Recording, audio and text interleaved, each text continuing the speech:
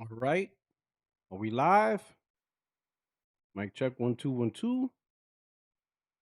Oh, 1 2 1 2.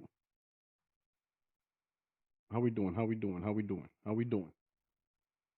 How are we doing? Let me see. Is the volume good? Hold on. Let me adjust the volume. The volume good? Everything good? Uh,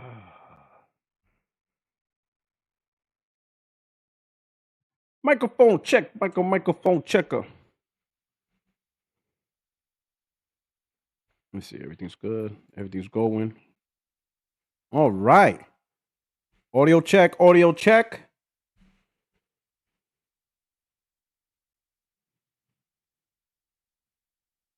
We out here. We live.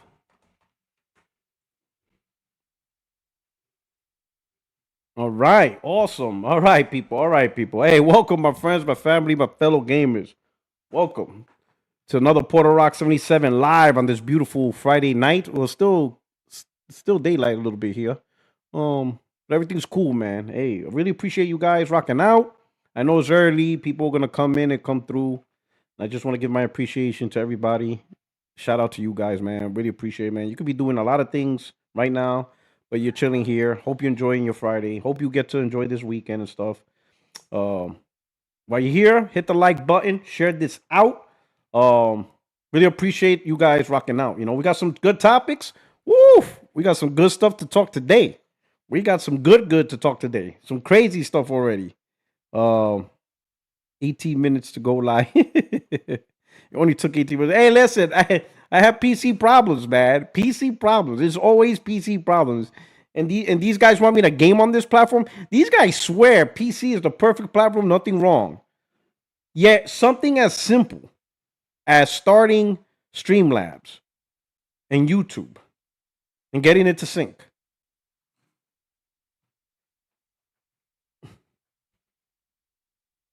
You see what I'm saying? And these guys swear PC gaming is easy as console. Come on, bruh. What are we doing here? But we got some stuff to talk about. Hold on, let me see. Where am I at on this one? Where am I at on this one? Where am I at on this one? Okay, let's see. I'm gonna leave that up there. Hold on. Let me get some material ready. Let me get some materials ready. Let's get the materials ready. Right? Let me get the materials ready. Let's see what we got here. Let me see what we got here. This is good material right here. Oh, this is definitely. Oh yeah. Let's go right here.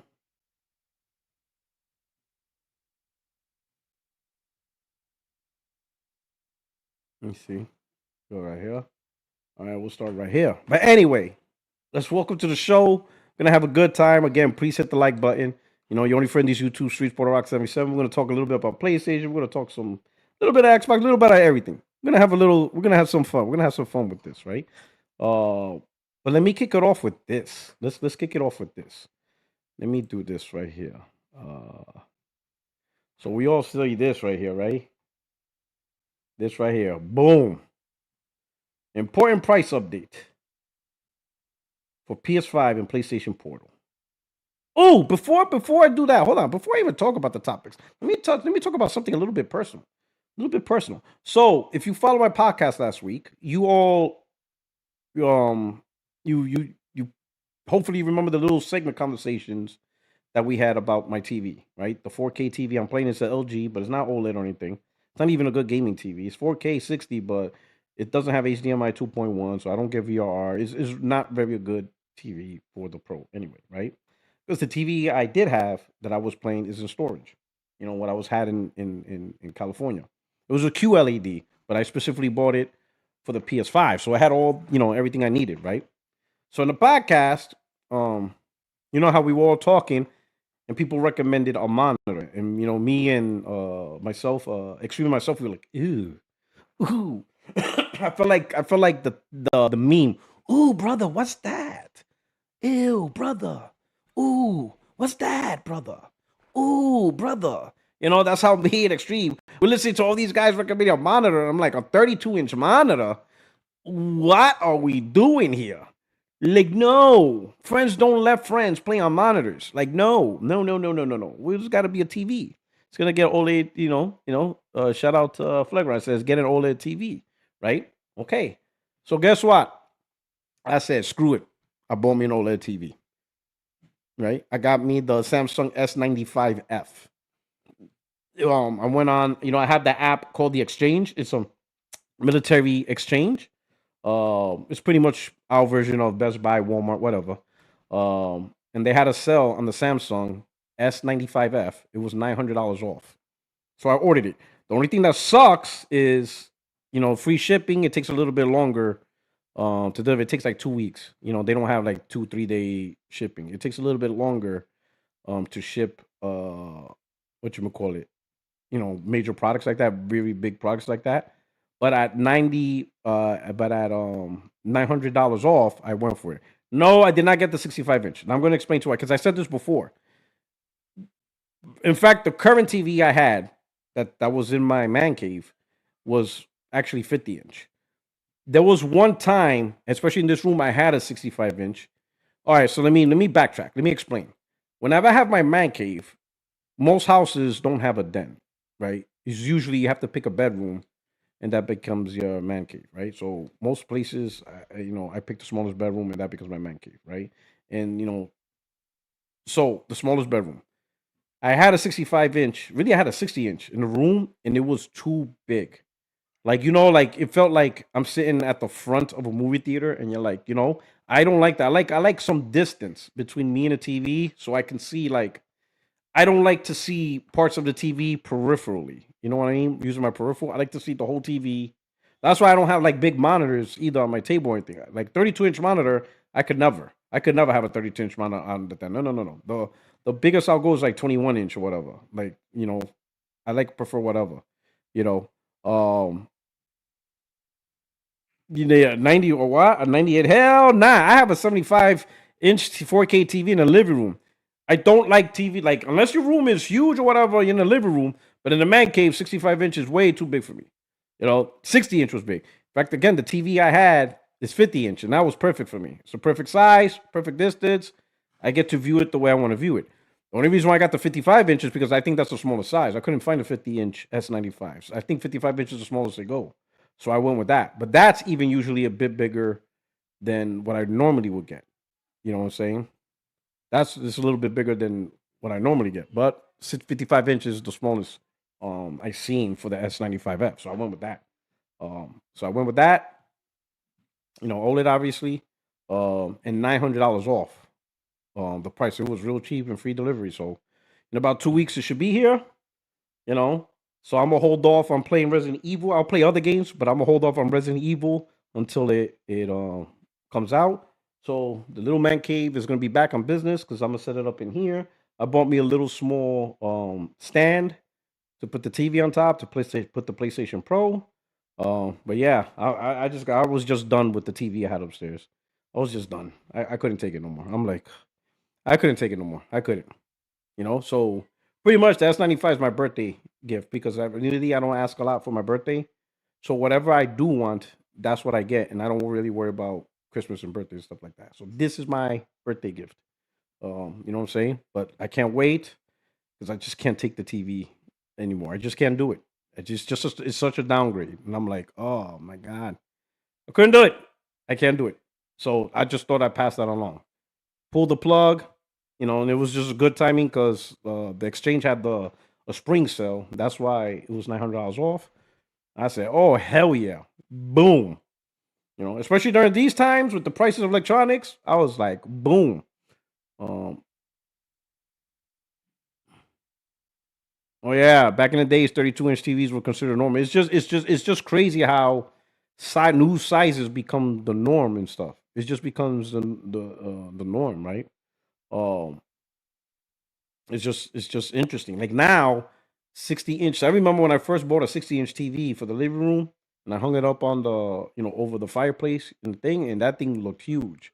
Right now, I have a 75-inch right for the living room, and eventually that's already being considered small, right? People already pushing 85-inch, 95-inch. It's just crazy how you know the size of TVs is being defined standard. But like the living room, I don't mind big TVs because I like every place I go, I gotta have a big living room. I don't like small living rooms. Like big living rooms, like one of those pet peeves of mine. I like a big, and plus the same thing, with Latin family, you have a lot of people coming over, a lot of celebrations. Not gonna have a small ass living room, right? So for me, a big living room was always an important thing. Like nice, spacious, you know.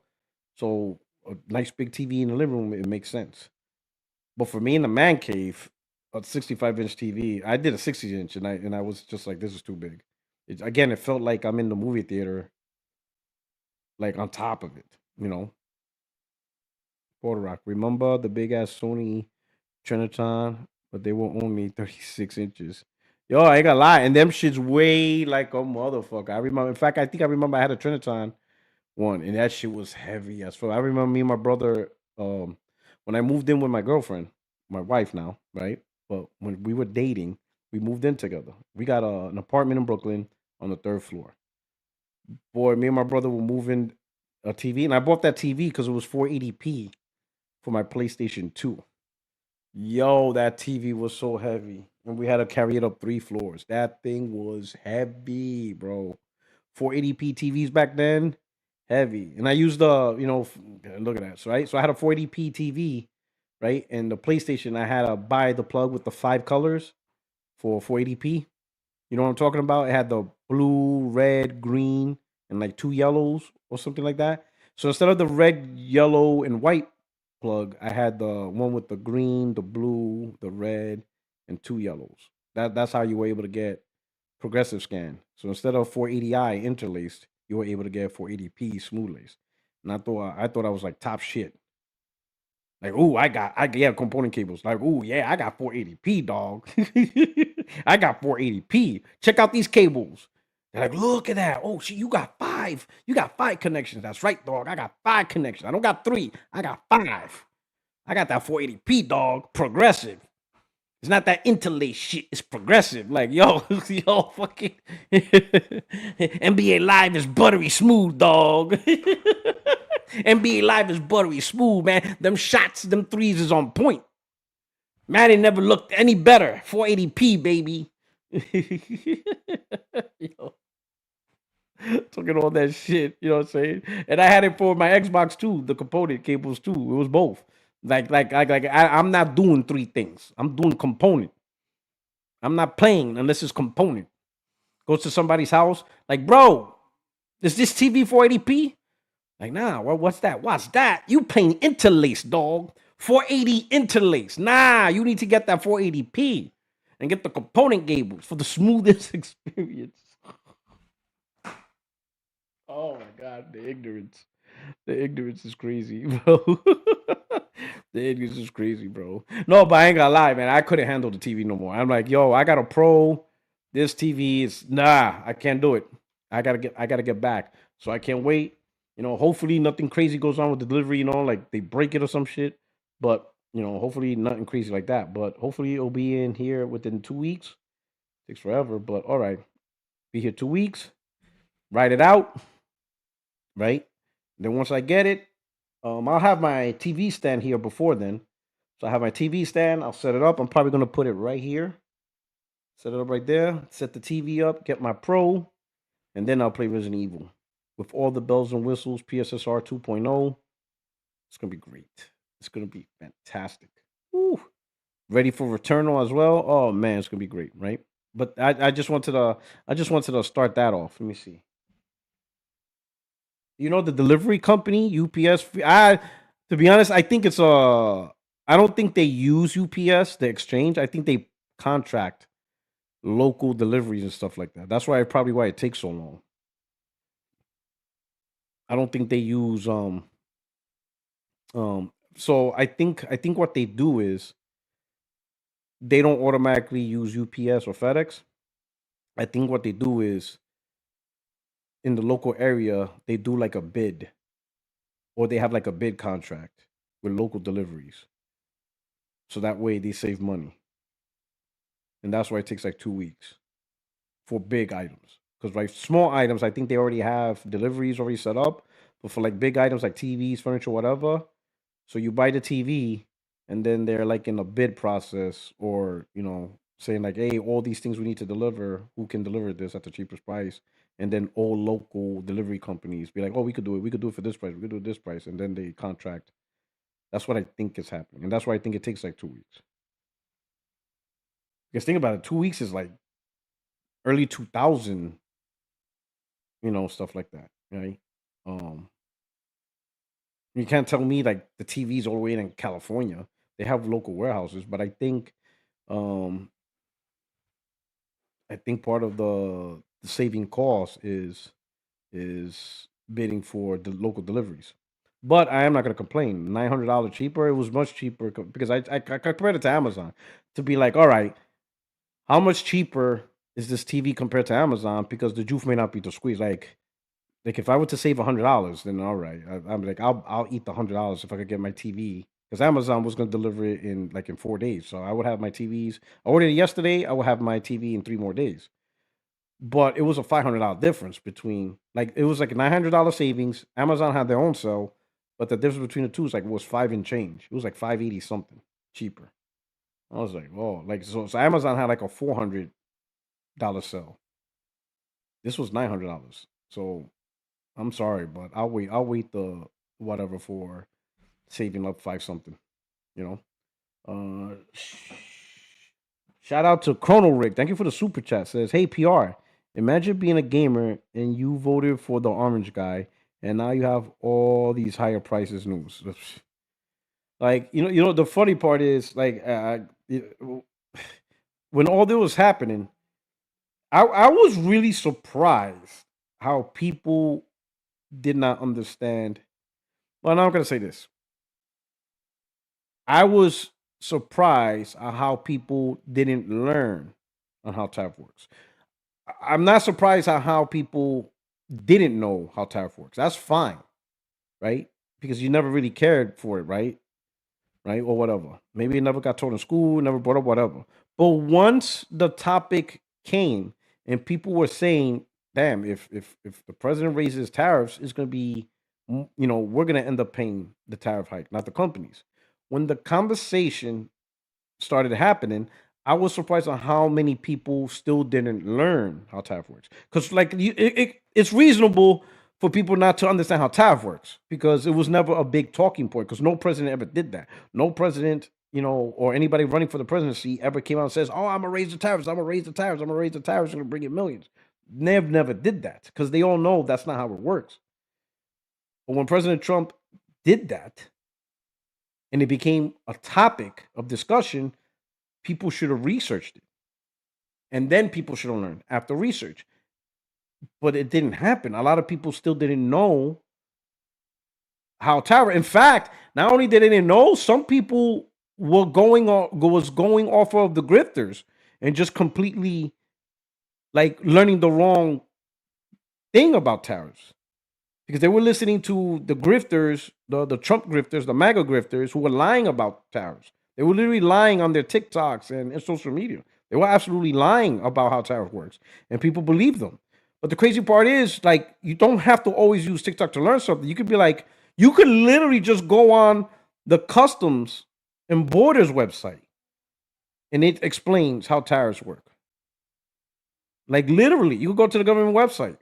Because some people thought that, I had conversation with people, and people thought some of the people I talked to, they thought the IRS collected tariffs, and they were like, "Oh yeah, with the IRS collecting more tariffs, we get to have lower taxes." And I'm like, no, no. And they were like, "Why not?" Because first off, IRS doesn't collect tariffs, Customs does. That's a totally different department. The Internal Revenue Service don't collect tariffs. Customs, Border Patrol, Customs collect that. That's a customs fee. They collect tariffs at the port. In fact, I told people, like, when you travel, right? And I said, like, when you traveled over the Dominican Republic or you go overseas, whatever, that little declaration card you fill from Customs saying you're not having more than $12,000 in your pocket, you have no more than 2 bottles of wine or 2 packs of cigarettes, or the limit that you have. Do you understand what you were filling out? And I'm talking to these people. Do you understand what that was? Oh yeah. It's stuff that you can't have a lot of stuff to travel between. Yeah, but why? Why can't you have that? Like, what's the purpose? Why the limit? And they're like, oh, so you don't bring a lot of stuff in the country, but why? Sure, it's not for you to bring a lot of stuff to your country. In fact, you can bring a lot of stuff. The thing is they're not going to deny you. Let's say, like, if the thing, let's say from France, it tells you no more than 2 bottles of wine from France. You can bring 5 bottles, I told them. The thing is just telling you, declare if you have more than 2 bottles of wine. It's not illegal to bring 5 bottles of wine from France. You can bring 5 bottles of wine from France if you want. But it's telling you, do you have more than 2? Declare it. Why do you think they want you to declare it? And they couldn't answer the question. And I'm like, wow, so you traveling, you filling out cards that you don't understand? The reason why they want you to declare, because every bottle over, you're paying the tariff. When you bring something overseas and it's above the the standard, whatever the customs tells you, you got to pay tariffs on that. The 2 bottle limit is like, hey, we're not going to mess with you. We're not going to tariff you. But if you bring more, we're tariffing. You're going to get tariffed on that. But they call it duty. So I said duty is tariff. It's the same thing. That is why happens to companies. When companies import stuff from overseas, they got to pay customs a tariff. Right? And then when I'm talking to these people, okay, so the companies pay. I'm like, yes. So let's say a company wants to sell, and I tell them, okay, let's say a company wants to sell a refrigerator. It costs $1,000. And now they have to pay a 20% tariff. That's $200 they have to pay to bring that TV in the country. And the people are talking like, yeah, okay, cool. You think they're going to eat up the 200? No. What do you think they're going to do now? Now that they paid $200 to get that refrigerator in, what do? They add the 200 to the TV. To the refrigerator. So that $1,000 refrigerator is now $1,200, and then they add an extra $200 on top of that for the profit margin. So now that refrigerator is $1,400, and $200 of it is tariffs. And then all of a sudden they're like, with this stupid look. And that's what we've been trying to say this whole time. Companies are not, very few companies, if any, are going to eat up tariffs. That goes against their profit margin. Any amount that they eat from tariff takes away from profit. Since when does companies wants to eat up profit margins?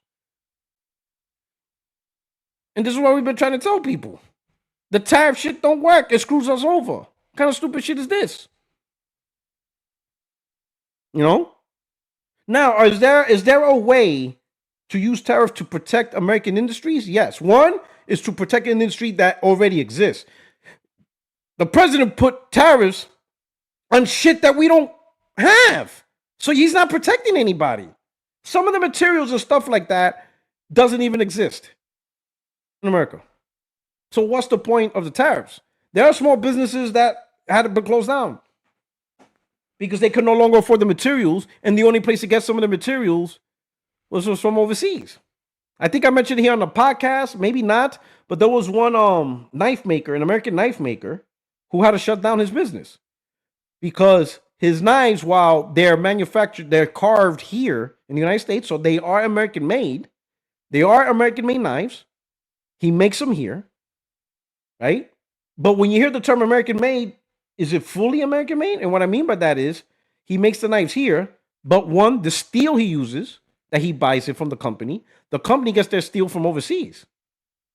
So when the tariff came in, his distributor that sells him steel, they charge him more money because they get the steels from overseas.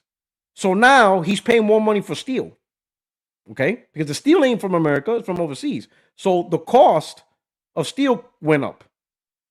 It's more expensive for him. But this is the real kicker. The machines he used to cut the knives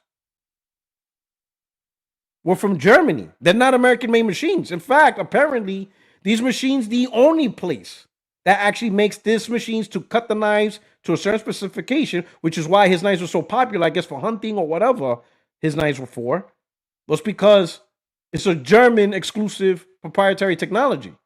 So he bought those machines from Germany. And when the machines break, where do you get the parts? From Germany. Or when the machines wear and tear and you have to replace the parts to keep the knives cut into the standard, where do you get the parts? From Germany. But guess what happened? Tariffs went up on that, on all the parts and all the machines. So not only did the price of him buying steel went up, but also to keep his machines going went up. It went up so high that the cost of him to still make the knife sell it, no one's going to buy his knives at the ridiculous price he needs to make profit. So he had to shut it down. There was nothing he could do. He can't eat up the tariffs. He can't eat up, the company that sold him steel, they're not eating up the tariffs. They told him, like, hey, we're not eating up this tariffs. So if you want to buy steel from us, you got to pay these new prices. And then him ordering the stuff he needs to maintain his machines all went up. The tariff went way up. And he can't pass that cost on the consumer because it would make the mics too expensive. But because he can't pass the cost on the consumer, he can't have a business. So he shut down, and he was a Trump voter. And I'm thinking like this, like, bro, you a businessman, and you know how tariffs work. Because before Trump, he still had to pay tariffs because he's getting stuff from Germany. So he knows what tariffs is. That's why I don't understand with some of these MAGA voters.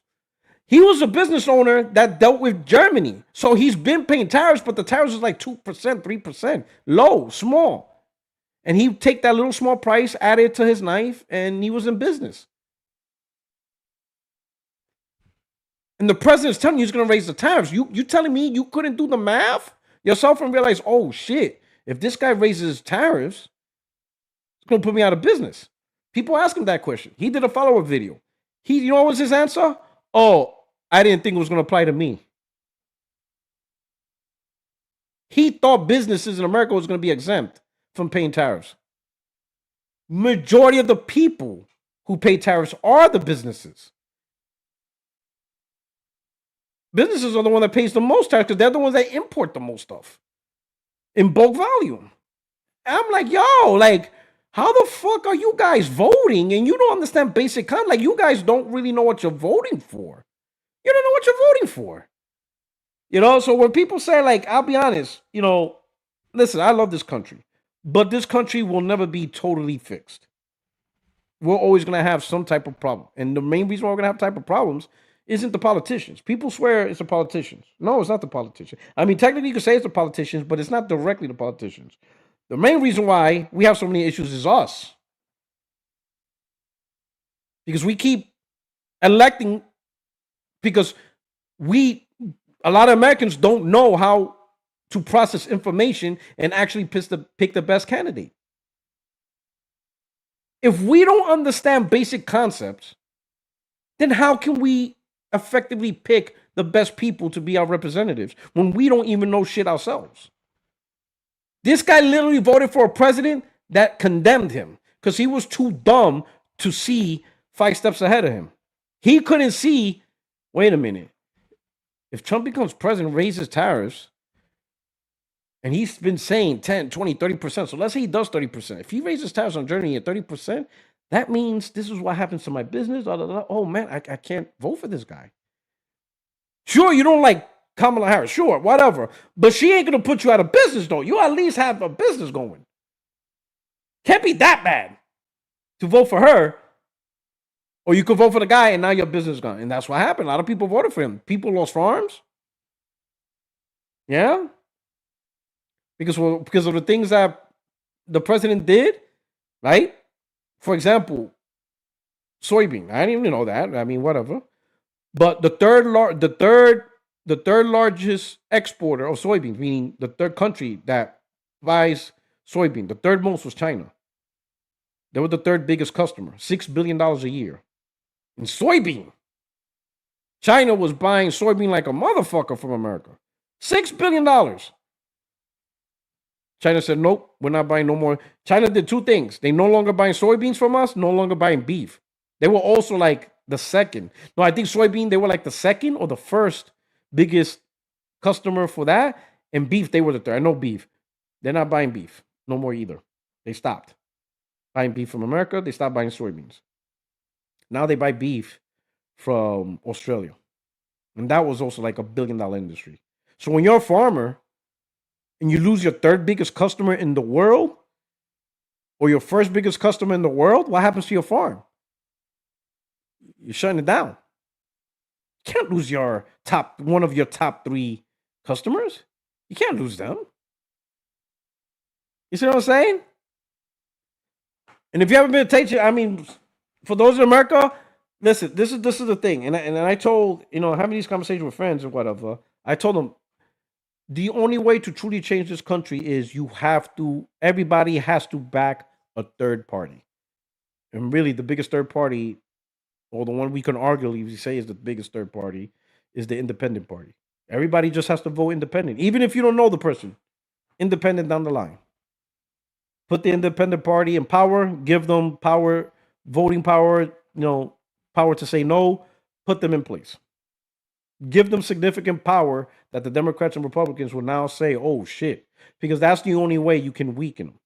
That's the only way you can truly send a message to both Republicans and the Democratic Party.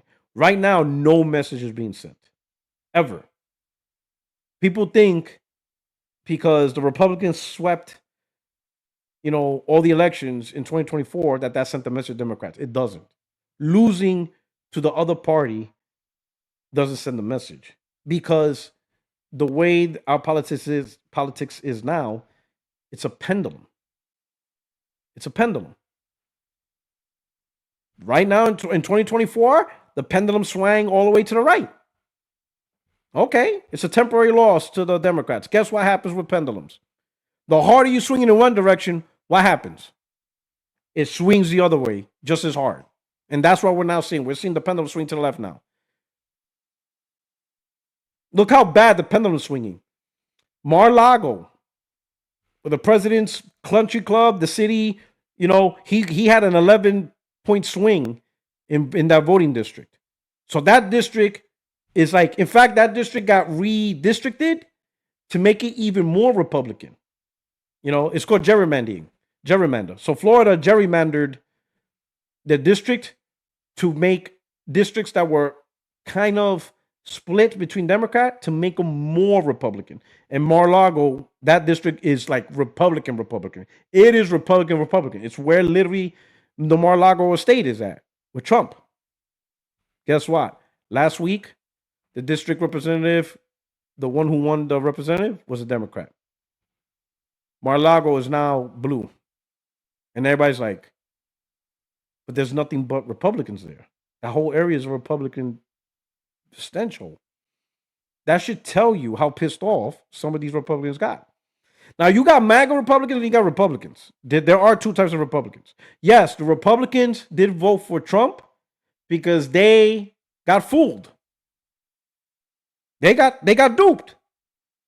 And then to me, that's even a crazier conversation, because it's like, bro, we have been, like, unless you haven't been paying attention to the last 20, 30 years, the president, Donald Trump has always been a corrupt dude. He's always been corrupt. Even businesses don't mess with him. He tried to buy, I think it was the Jets. He wanted to be the owner of the New York Jets, a football team. Every owner. But in order to buy a sports team, especially NFL, you need other owners to vote. I think it's majority or absolute majority, whatever. But the owners have to agree for anyone to buy a team. So Trump was going to buy the Jets. All the owners universally said no. It was a universal no. Every single owner says Trump cannot buy an NFL team. Every single one. It was either the Jets or the Mets. This is why I don't like New York teams with the letters ETS. I don't mess with New York teams with the Ets. Ets, ooh. Ets, ooh. I don't like Ets. New York Ets, I don't fuck with them. That's the Mets, the Nets, and the Jets. Ets, it's no. So if anybody asks me, hey, what New York teams you like? I'd be like, any team that's not an Et. If you're an Et, that's not my team. And people look at me like, Ets? What do you mean by that? Et, Mets, Nets, Jets. Not for me. And then you start laughing. They're like, oh my God. So New York Et, not for me. But I think it was the Jets. I think it was a football team because it reminds me. I think it was that. You see what I'm saying? The wealthiest people, when he's not the president, they don't fuck with him. They only fuck with him when he's the president because they actually are after something. You're gonna see after this, in 2028 when he's no longer the president, all the bigwigs, Mark Zuckerberg, Jeff Bezos, they ain't gonna talk to that dude. They're gonna be like, get the hell out of here. It's just how it is, right? But if we really want to make change, we gotta vote independent. Doesn't even matter if we like the guy or not. Just vote independent down the line. Put them in power so that way it sends a message to Democrats and Republicans. When they see a certain amount of influence from the independents, where they now can stop legislation, where they can now have a voice and say, no, this ain't happening, whatever, that's when Democrats and Republicans are nervous because now you're taking over their positions. The way it is now, okay, Republicans won this round. Okay, it'll just go swing to the left. Now you're starting to see Democrats winning. They're taking over more seats. This is going to be the midterms. It's going to primarily be Democrats. Democrats are going to win most of the seats. They're going to get back in power. Not for the president, obviously, but at least in the Congress, the House, and the Senate, it's going to swing Democrats' way. Too many people are pissed off at the Republicans. Almost every Republican seat that President Trump endorsed lost. Every person he's endorsing is losing. Look, Miami had a Republican mayor for 26 years. That seat is now Democrat. It was like 2 months ago during the re-election. It was a Democrat that won. So you got a Democrat that's now the mayor of Miami. You see what I'm saying? It's the swing to the left is crazy. But again, are the Republicans going to really stress out? No, because it's a pendulum. Okay, fine. Democrats are going to swing to the left. They're going to get back in power, but then they're going to do some stupid shit like they normally do, right? Instead of focusing on the shit they always claim to focus on, they're going to get back to worrying about dumb shit that people don't really care about, and then it's going to swing back to the right, and then to the left, and then to the right. It's a pendulum. It's a nonstop pendulum. How do you break the pendulum? You got to get a third party. It doesn't swing left. It doesn't swing right. It swings to a new direction. Vote independent all the way down. Just get them in power. Disrupt the system. Then you could finally probably start to see change. But until then, who knows? Anyway, sorry for the political talk. Let's get back to PlayStation doing the wildest shit. So right here, as I said, man, let's see if I could. Let's see. Let's go here. This is wild, bro. This is wild, man. Right here, new price change for PS5, PS5 Pro, and PlayStation Portal Remote Player, effective April 2nd. So, bro, you got a couple of days before these prices take place. You got until next Thursday, dog. With continued pressure in the global economic landscape, we made the decision to increase the price of the PS5, PS5 Pro, and PlayStation Portal Remote Player globally. We know the price changes impact our community, and after careful evaluation, we found this was a necessary step to ensure that we can continue delivering innovative, high-quality game experiences to players worldwide. The updated recommended retail prices for PS5 consoles are effective starting April 2nd, as follows. For all territories, please check with your local retailer or directplaystation.com where it's available. In the U.S., you can see right here, the PS5 with the disc is $650. The all digital. Let me see if I could. Let me see. Right here we go. You got that? You can see that? Okay, you gotta see that better, right? PS5, $649.99. PS5 digital, $599, $600. And the PS5 Pro, $900. $900.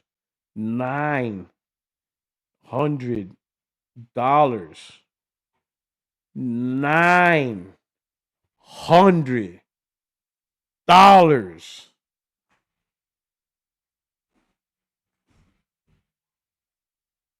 Nine hundo. 900. 900.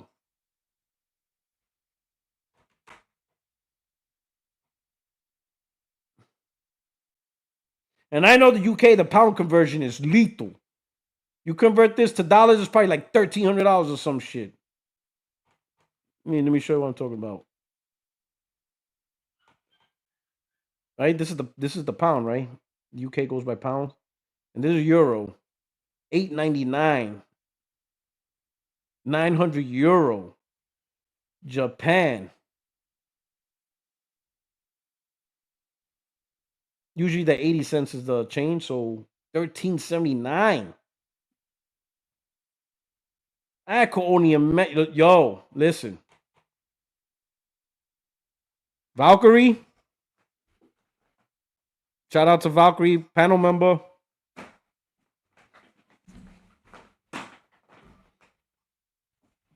Girl.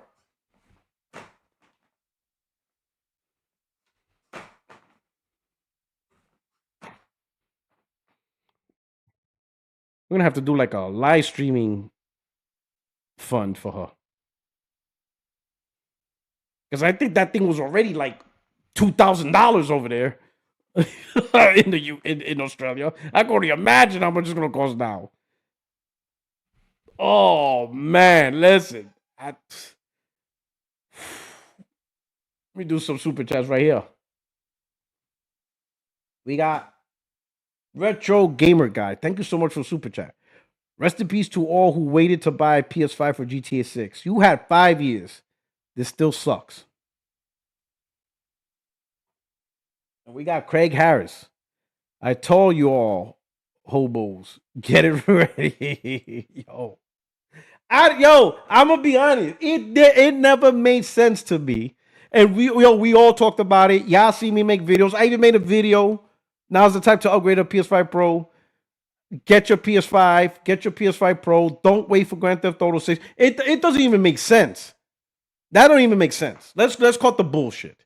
It does not make sense to still play on the PS4.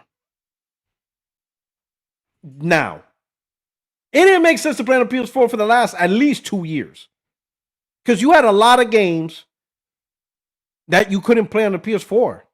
Spider-Man 2, you can't play on the PS4. That was back in 2023. That alone, if you enjoy Spider-Man on the PS4, Spider-Man 2 that alone should have been the reason to buy a PS5. You still could have played.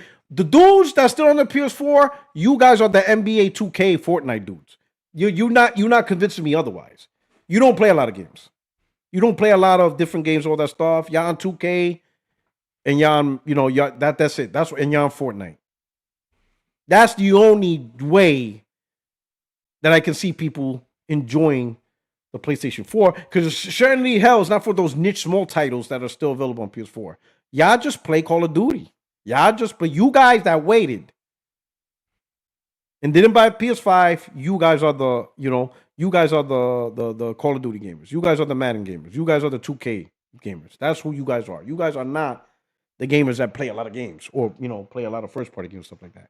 So all the people that say, oh, PS5 gamers, they just play 2K, whatever. I would say the PS5 gamers that have the PS5 are interested in more games than just Call of Duty and Fortnite.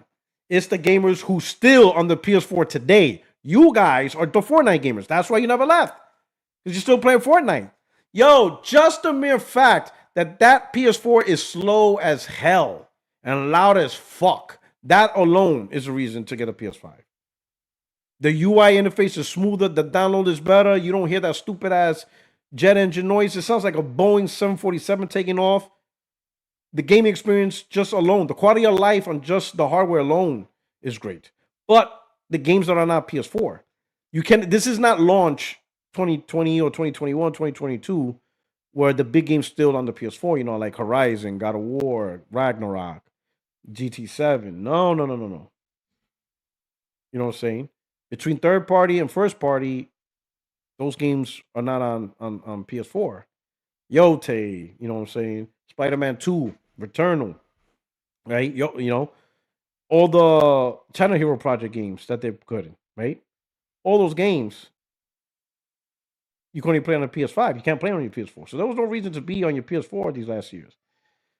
But you had this stupid thing like, I'll just wait to Grand Theft Auto 6. Why would you wait? Especially when you already saw Sony raise the price once. After the first price hike, that's when everybody's like, oh, hell nah. If I keep waiting, Sony can pull another price hike. And that's what I told people. Like Sony already raised the price once. What makes you think they won't do it again if they have to? Now, like okay, listen. You thought consoles, we all thought that consoles gets cheap over time. That's just a normal thing we are used to for decades. But when Sony and Microsoft raised the price of their hardware, that's the day we should realize all bets are off. The old way of dropping in price is no longer the norm. You got to get the console now before that price raises again. But y'all didn't. Now, you want a PlayStation all digital, $600. You know what that is? That console launched at $400, all digital. $400. Don't you feel dumb? You are about to pay $600 for something that was $400. The PS5 with the disc was $500. Now you're gonna pay $649, $150 increase for something you could have gotten for $500. The Pro was $700. Now it's $900.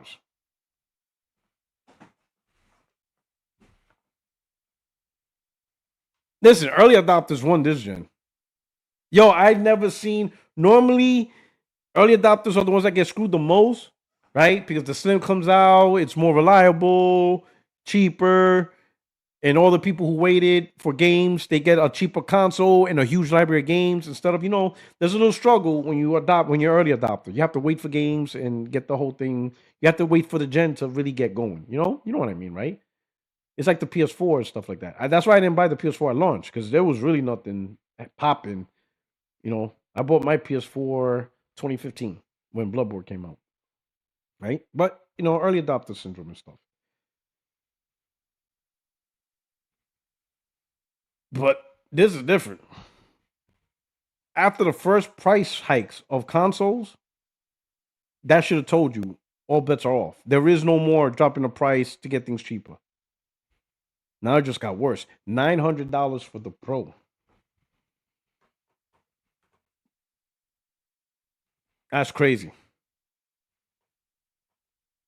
Let me see. We got let's see what we got. We got a couple of super chats. We got Galaxy Fur. Thank you for the super chat. Tariffs, a 9% loss in aluminum supply, RAM, shipping expenses, rising oil prices causing rising plastic production, create the storm for a price hike. And speaking of oil prices, I had to pay $4.28 in North Carolina for gas. That's like going back to California prices when I was over there. So I can only imagine how much gas costs in California. $4.28 a gallon. I never seen gas so high in North Carolina. Like, people are flipping out when it reached 320, 340. People were flipping out. How much is gas in your area? Yo, this shit is wild. When I saw $4.28 at the pump, I'm like, wait a fucking minute. Like, did I warp back to California? This is North Carolina. I never seen gas close to $4. I think the highest I ever seen one time, and people were flipping, was like $3.80 for premium, and that shit was like a shitstorm here in North Carolina. Now it's $4.20 something. How much is it? $6 in the Bay Area. $3.99 in Maryland. Yo, it's wild, bro. This is crazy. This is crazy. All right, where we at? Next one, Glinzer. Thank you for the super chat. Says PS4 games will get on that PS5 Pro. Wait, it's a PS4 gamers will get on that PS5 Pro GTA 6 bundle at $900. I don't know about that, Chief. They better start saving. Like, yo, this is wild. It's crazy. They could have had the Pro for 700 bones. And now, if they want to play, yo, this is even wilder, right? Because let's say when GTA 6 comes out, and let's say the only way to play at 60 frames is PS5 Pro with its own specific performance mode. Yo, if you want 60 frames, you got to pay $900. If that's how it turns out. Yo, tell me, they should have. We try to tell them, bro. Like, don't wait. There was no reason to wait. And I said that. There was no reason for anyone to wait. If you know you're gonna get the PS5 Pro, or you know you're gonna get the PS5 and you're playing the PS4, if you know it, then just buy it. Don't wait later. Don't wait later. You already seen Sony raise the price. Why would you risk that? Just buy it. You're still gonna play your PS4 games. It's backwards compatible, and you're gonna have a better experience. Some of those have upgrades. Yo, it's wild. It is absolutely wild. All right, we got Mirko81. PSSR 2.0 drop and games optimized appropriately, looks comparable to solid PC. We're surprised that PlayStation sees a higher value for the Pro. I don't think it's so much as a higher value. It's they got to raise the price to maintain profitability, right? But I will say this. We see the benefits of the PSSR, but that's from a tech hardcore perspective. A lot of console gamers, at the end of the day, they just look at these as consoles, right? And the higher the price the console is, the less valuable it is to gamers. Sure, you can sell a console for $900. It's just not a lot of people are going to buy it, though. And it's hard to explain PSSR and all that stuff. Some people are just going to look at it like, I'm not paying $900 for a console. I don't care what you said. It's a console. It's crazy, Merkel. Bobo Country. AFC, PS4, and PS5 are different.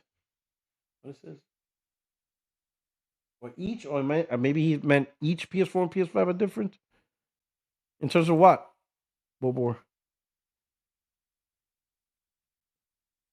And we got Ragiano. Thank you for the super chat. $13.99.95 Australian dollar is about $964. $964 to $966 US dollars. The price is very similar to American pricing, including taxes. Prices are equivalent, but pain is local. Okay. Merkel. Thank you for the super chat again. I would love to see tech sites try to build a $900 PS5 Pro killer PC build. Oh, yeah. Especially not, well, PC's going up too, so everything's going up, right? So that's even more impossible. In fact, there's an article from Tom's Hardware saying that the entry-level PC might be extinct by 2028. So in 2 years, you're not going to see like entry-level $900, $1,000 PCs. You know, like low entry, you know, not going to see that anymore. Those PCs, you're not going to see anymore by 2028. So entry-level PCs, low-cost PCs, like $1,200 PCs, going by the wayside. That's crazy. The Retro Gaming Guy, thank you for the super chat. When the Pro was released, they all said, who's this for? It's for the people that don't want to pay $900 for PSSR 2.0. Yo, this is wild. Yo, you can't make this up. You know what I'm saying? It is. Let me show you something. Shout out to Post Up. Right here. He says, Post Up. Look at all that complaining PlayStation Nation is doing about that price increase. Wait, they aren't complaining. They're just happy that they are early adopters. And I replied, damn right I'm happy. Why shouldn't I be? I should be sad? I should be upset? And to be honest, like, can you really call yourselves an early adopter? The motherfucker's been out for over 5 years. It's 2026. It ain't come out like the launch of the PS5. Hell, the launch of the Pro came out in 2024. So this is not even early adopters. At this point, like, you could have bought your console in 2024. You're not an early adopter. Buying a console in 2024 is not early adoption. People forget, it's 6 years. This is year number 6. What? This ain't early adoption no more, baby bro. If you bought your console in 2023, you are not an early adopter. Early adopters is the ones who bought on launch. I was an early adopter. I got it day one, November 2020. You can say I was an early adopter of the Pro back in 2024. And you could have bought your PS5 and PS5 Pro this holiday season. They were selling the Pro for $650. The Pro was on sale, $650.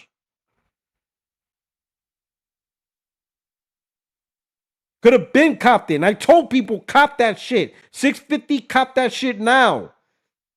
$650 for the Pro. That's cheaper than what I bought it. $50 cheaper. Cop that shit. That shit should have fucking been sold out. There should have been a worldwide shortage of PS5 Pros. That should have been like on all the news media. I think that they say on the website though, right on the direct. But that should have been a global shortage of PS5 Pros. Every store just completely sold out of PS5 Pro at $650. You're dumb. I'm sorry to insult you, but if you were planning to buy a Pro and you didn't take advantage of $650, now you gotta do $900, man.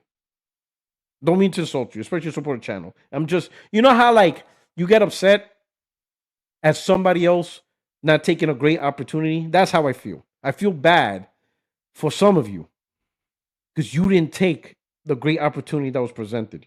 And if you listen to me and you heard me say get the $650, you should have listened to me. You should have not said, nah, I'm good, Puertorock. I'll just wait. Get the stores get closer, then I'll really use it. Well, okay. I mean, that's still the plan. A plan is still the plan, except now your plan is worth $900. You should have gotten the $650 Pro if you were planning to get the Pro. And the PS5, if you weren't planning to get the PS5 Pro, the PS5 had cheaper prices too, man. I think the digital was back down to $400.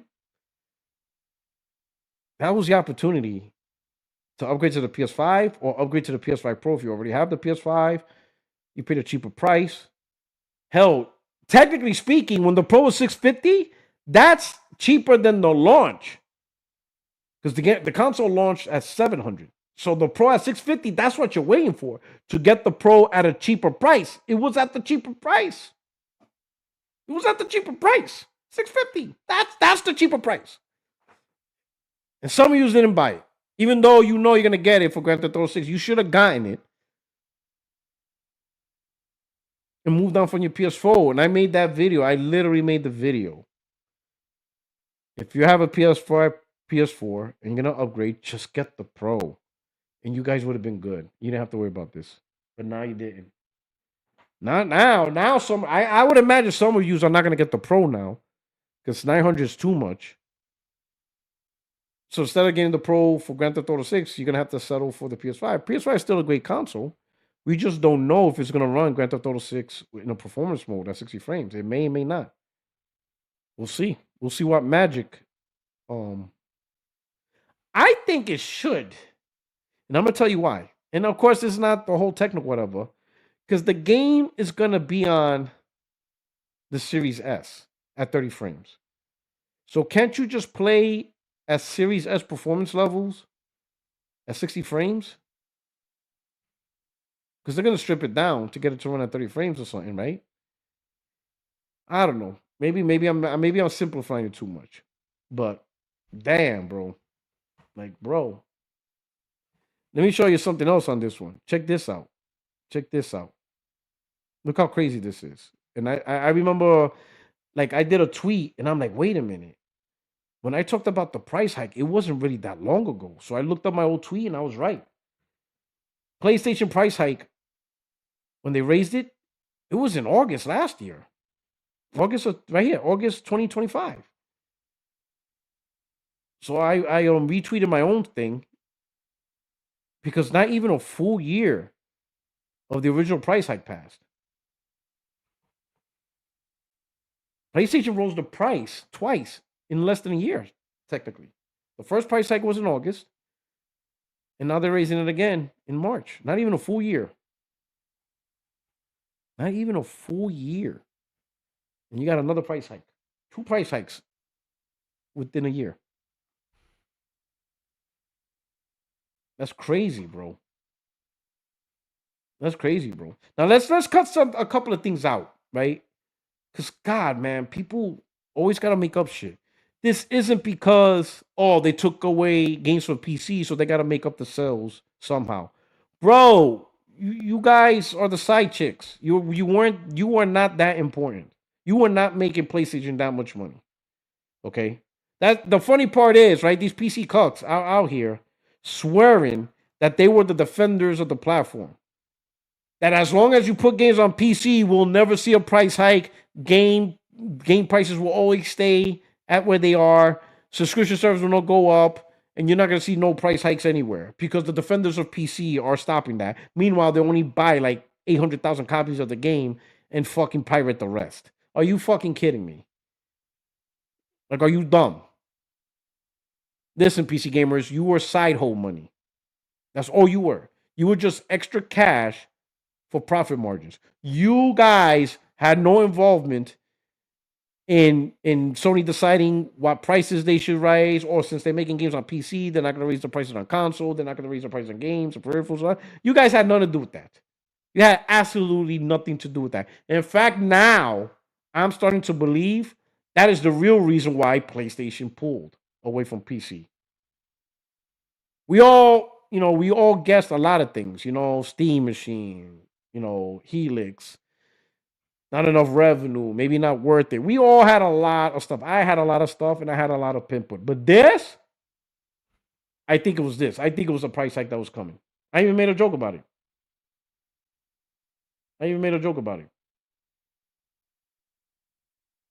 This is my joke. Let me show you. This is my joke. I said, Totoki, we have to raise the price of PS5 hardware to maintain profitability. PlayStation staff member, you're going to make the PS5 more expensive while still putting the games on PC? And Totoki's face like, fuck. He put himself in a conundrum, didn't you, Totoki? Yeah, put yourself in a rock and a hard place, didn't you, brother? Loving that PC, but now you're about to raise the price. Yeah, listen. Even before the Pro came out, when the PlayStation was just $400 or $500, people were still saying, "Oh, I gotta buy a PlayStation. I could just buy a PC and wait for the games there." Then when the Pro came out, that came even bigger. $700 for a PlayStation. With that money, I might as well just upgrade my PC, or at least just spend a little bit more and get a full PC. Why I got it? That's crazy. Now at $900, he knew that shit was gonna pop off. If he were to keep those PlayStation games coming, oh my God, $650 for a PS5, $900. And you putting the games on PC, I'm going to say that's the reason why they pulled up on PC. Because they realize at these prices, the number one thing you need, especially at these prices, is what? We all know the answer, exclusives. You ain't selling $900, $700 consoles without exclusives. It was already hard enough. You had a lot of virtual. And in my opinion, Sony did a good job of surviving it because they didn't go day and date. They didn't go, they went dumb. They didn't go dumb.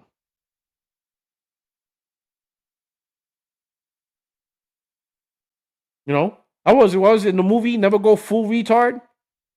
Sony went half retard. They didn't go full retard. The day and date would have been full retard. They just went half. But this now we see why they pulled. If you're selling expensive ass hardware,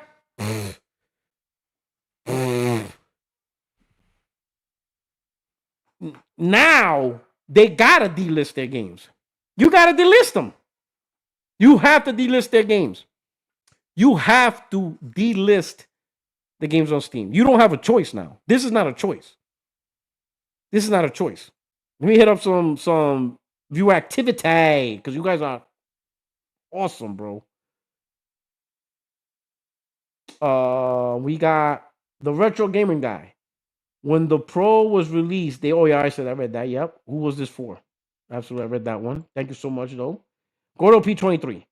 Just buy the Pro now before the new price takes effect. And if GTA ain't 60 FPS, just sell it for profit. Literally a win-win. You ain't wrong, Gordo. Because this doesn't take effect till next week. That means everybody should be rushing to buy the Pro. Everybody. That shit should just be sweeping off the stores. All of the stocks should be coming off the shelf. And then you enjoy it. And if say you're not enjoying the Pro, you can actually sell it for a higher price. Imagine you could buy the Pro now for $700 or $750. Let's say $750. You buy it for $750. You play it for a couple of months. And let's say you don't want it no more. You can sell it for $825 because it costs $900. You can sell it for $800. You can make a $50 profit at least. You can make at least a $50 profit off of it. You know, whatever.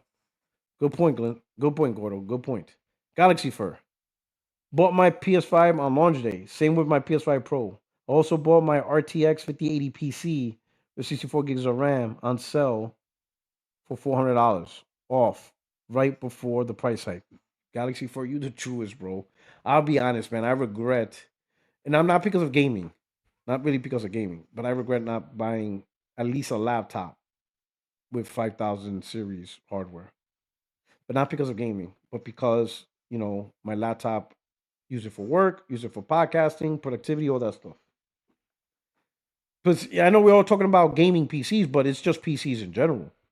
Even PCs just for work. Everything's going up. So I should have just bought it for work and all that stuff. Have a laptop longer. Because right now the laptop I got a 3050. It's fine. It does a great job.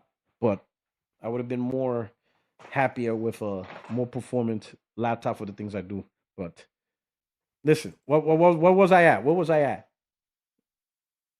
What was I? Oh yeah. Now we know why they're pulling games from PC. Now we know why. This is the listen. We all know the number one selling reason is exclusives. That's the best reason for consoles. And Tony tried to toe this line of PC don't count. Now that you're trying to sell $900 consoles and $650 consoles, oh yeah, it counts now. And I think Sony saw that. I think Sony's like, yeah, if Sony, this dude Totoki's like, oh shit. You really trying to increase the price of the PS5 again while making games for PC? You think that's gonna work out? Somebody brought that shit to his attention.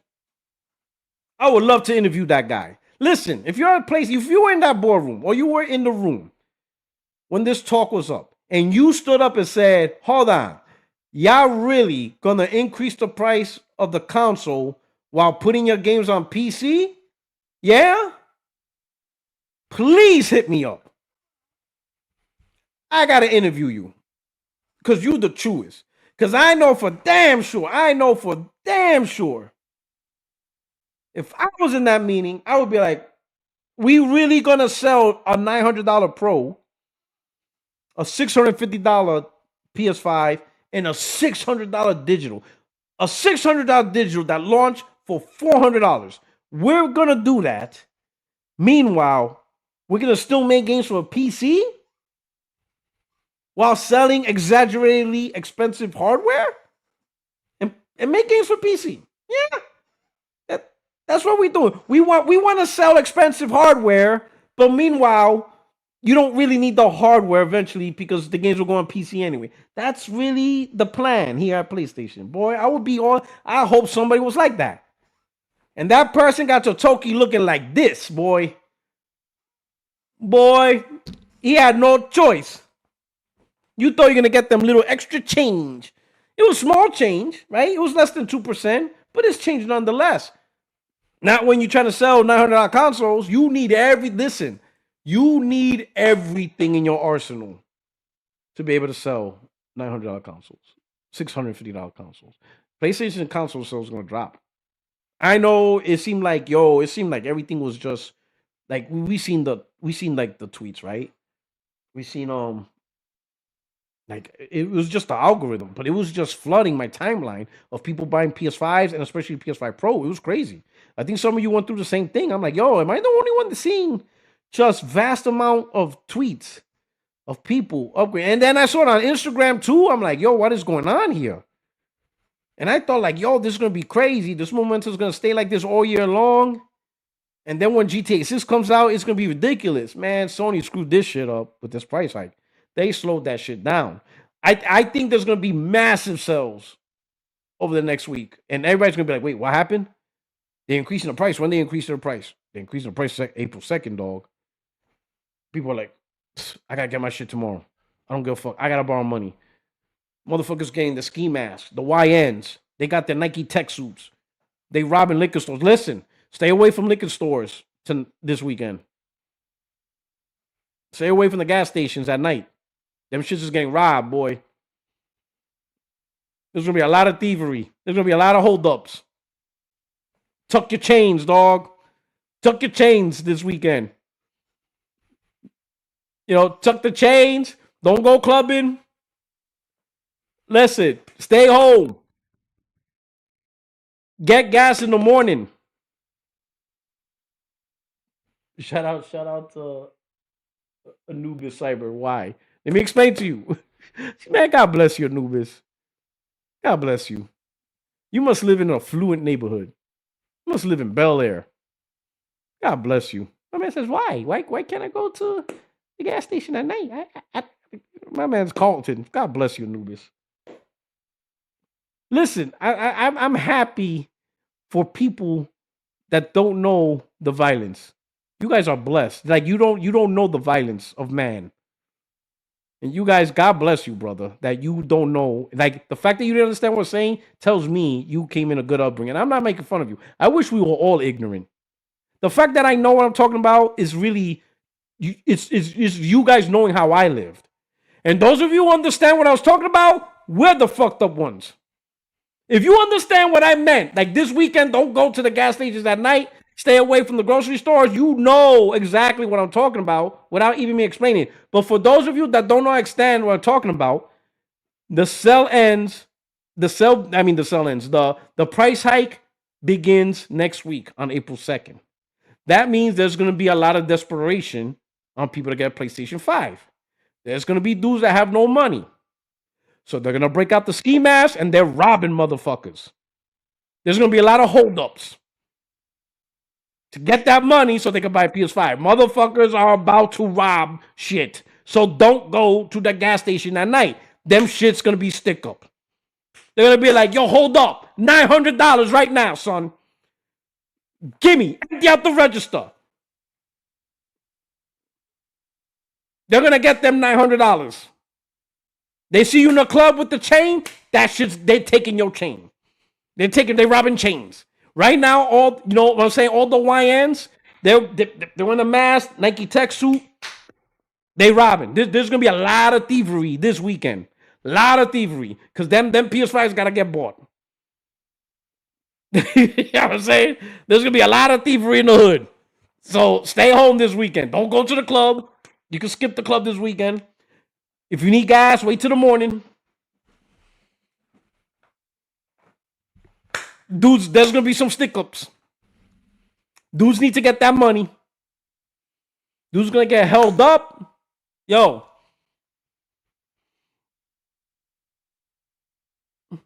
If you a dude who hangs out in the street selling drug pharmaceuticals, you might want to take a week. You might want to take the weekend off. Because they're gonna take your shit too. You ever seen The Wire? There's a lot of Omars that's gonna be walking around the street.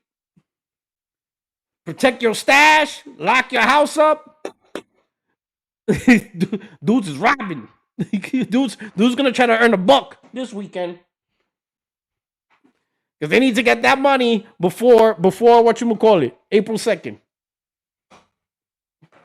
It's sad that I grew up in this world and to think like that. And most of you understand what I'm talking about. So stay home, dog. He said, I'm going to call my pro YN. You know what I'm saying? I'm telling you, bro. When you see a group of dudes in the Nike tech suit, run. They all wearing black Nike tech suits. I'm gonna let you know right now. Don't do it. Don't do it, bro.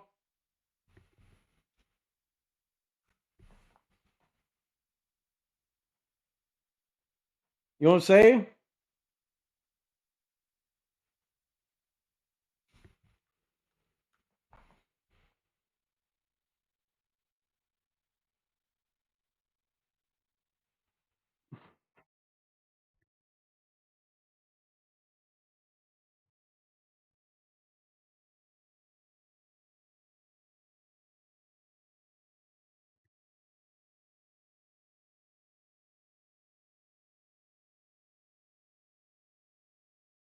Let me show you something. Let me show you something, dog. Where you at?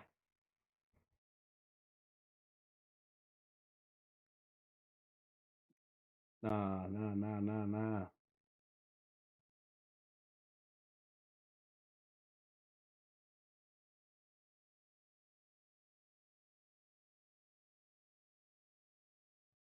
Let me help you out. I love y'all.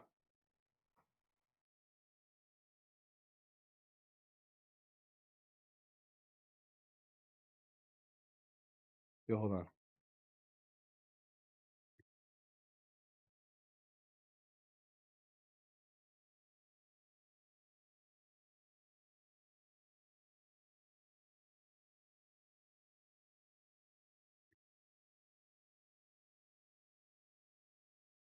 me see something. Hold on.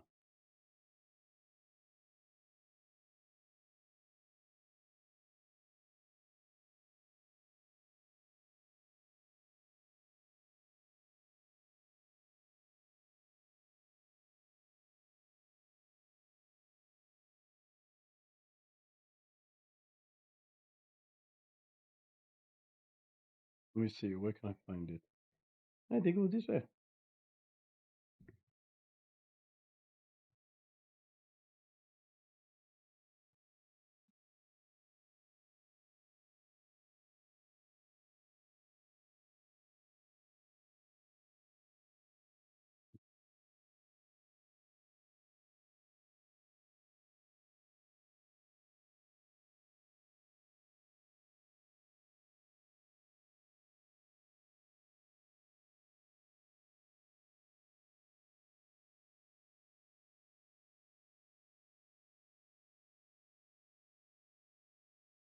Let me help you out. And don't let the skin color fool you, because you're gonna see Latinos. But it's the classic outfit. You got a ski mask. When you see the little Nike symbol, this way, you see a ski mask, a Nike symbol, this little V-shaped design, right? With matching pants, tight at the ankles. Run, motherfucker, run. You see that V mask, Nike symbol? About face, boat. And they all wearing the same outfit? Let me tell you something. Dudes don't wear the same outfit just for the fuck of it. We all know about, oh, let's hang out, have some fun, and we all dress the same. We're not the Boy Scouts. We're not the Boy Scouts.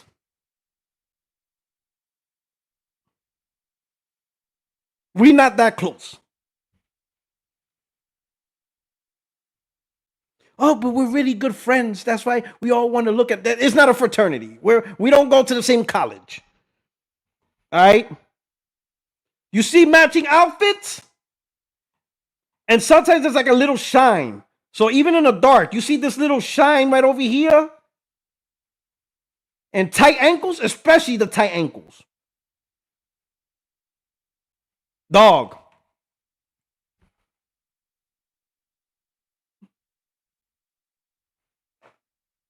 Be out, dog. They're coming for you, dog. They're gonna get that. They gotta get that money, boy. They gotta get it before April 2nd. Stay indoors until April 3rd. Until April 3rd. I'm just saying. But you do you. But listen, I think we could can we all agree that them pulling away from PC, this is probably the biggest reason.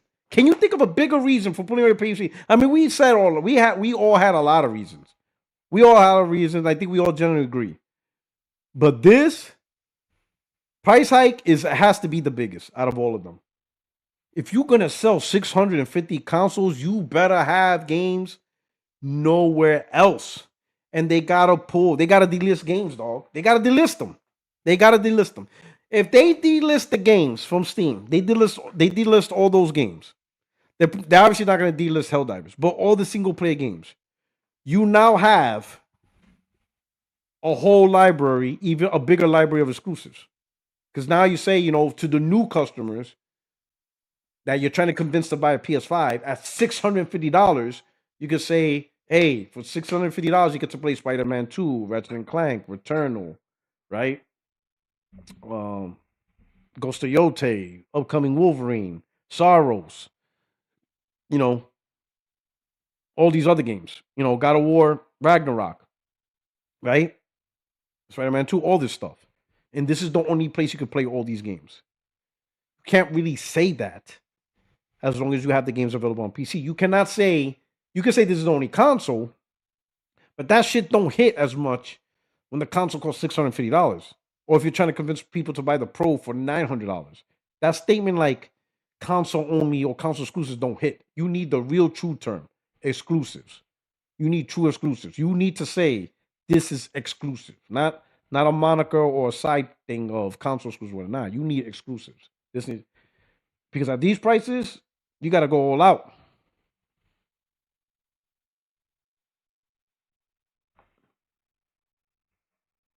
Shout out to El Nini.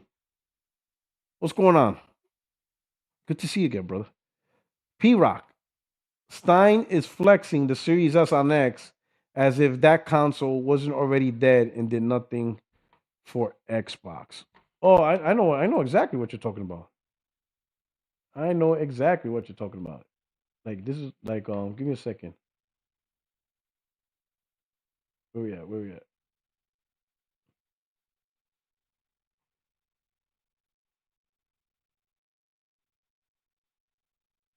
Let me tell you. I know exactly what you're talking about. Right here. Shout out to you, Anini. This is what you're talking about right here. Stein. He's a marketing guy for Xbox, but he said best value in gaming. And I put this clearly worked for Xbox over the last 6 years with the smiley face. Like yeah, y'all really gonna try. Y'all really gonna try the best value in gaming again. Y'all really gonna go that route. Best value in gaming. And keep in mind, this was when y'all pulled the best value in gaming, you didn't put games on PlayStation. There was no there was no announcements of Halo, Gears, Fable on PlayStation. And the best value in gaming didn't work. But now you're gonna try it again, even though your games are on PlayStation. Some of them, many of them, day and date. You announced Fable day and date, but the best value in gaming is the console with Fable, Halo, Gears, Forza, versus the console with Fable, Halo, Gears, Forza, and Gran Turismo 7, and Saros, and Yotai, and Wolverine. So the console with less games is the best value over the console with more games, which includes the console the console that has the games on the console that's considered the best value plus even more games. It didn't work 5 years ago. The best value didn't work. I don't know why you would go back to that. It didn't work. And now that you put games on PlayStation, you're going back to value when it didn't work the first time. The crazy part is this is how you can't convince me Xbox guys are not the dumbest gamers ever, bro. Like you just can't. Like you can't, bro. Like you just can't with these guys, man. Like I honestly don't like oh my god. Let me show you. Look at the ridiculousness of this. Like you cannot tell me these motherfuckers are mental. Like look how stupid this shit is. Look how stupid this shit is.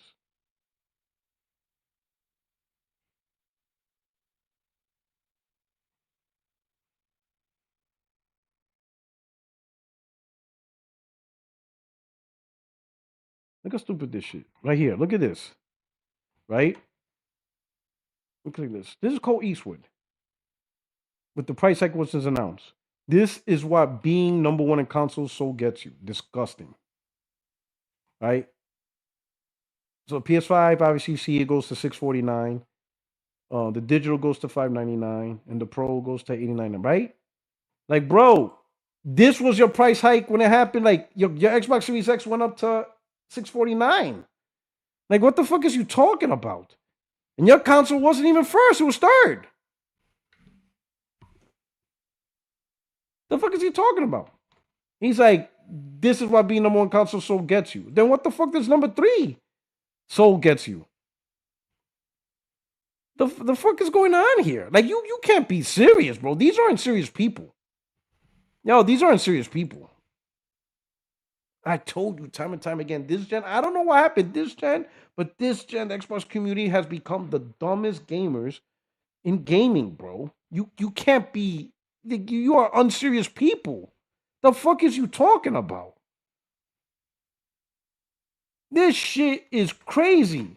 Now they're going back to, they're going to try to go back to best value in gaming.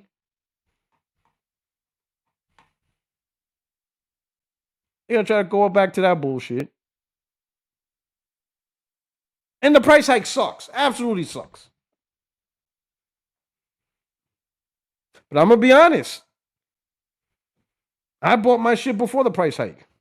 And we told people, buy a PS5 now. Especially after the first price hike, there is no reason for you to wait. Unless you don't want it. If you didn't want the console, you either want it or don't want it. But this whole I'll wait till later, nah. You put yourself in that position. You've seen it from the first price hike. This shit is wild, bro.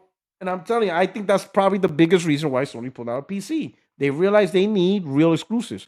But you gotta delist those games on Steam. Because now you're talking about all the new gamers that don't have a PlayStation 5. All those titles are still on PC. Now, granted, the future titles aren't coming anymore. But you need a bigger immediate impact. And I'm telling you, Sony, if you delist all those games, it's going to spread throughout media.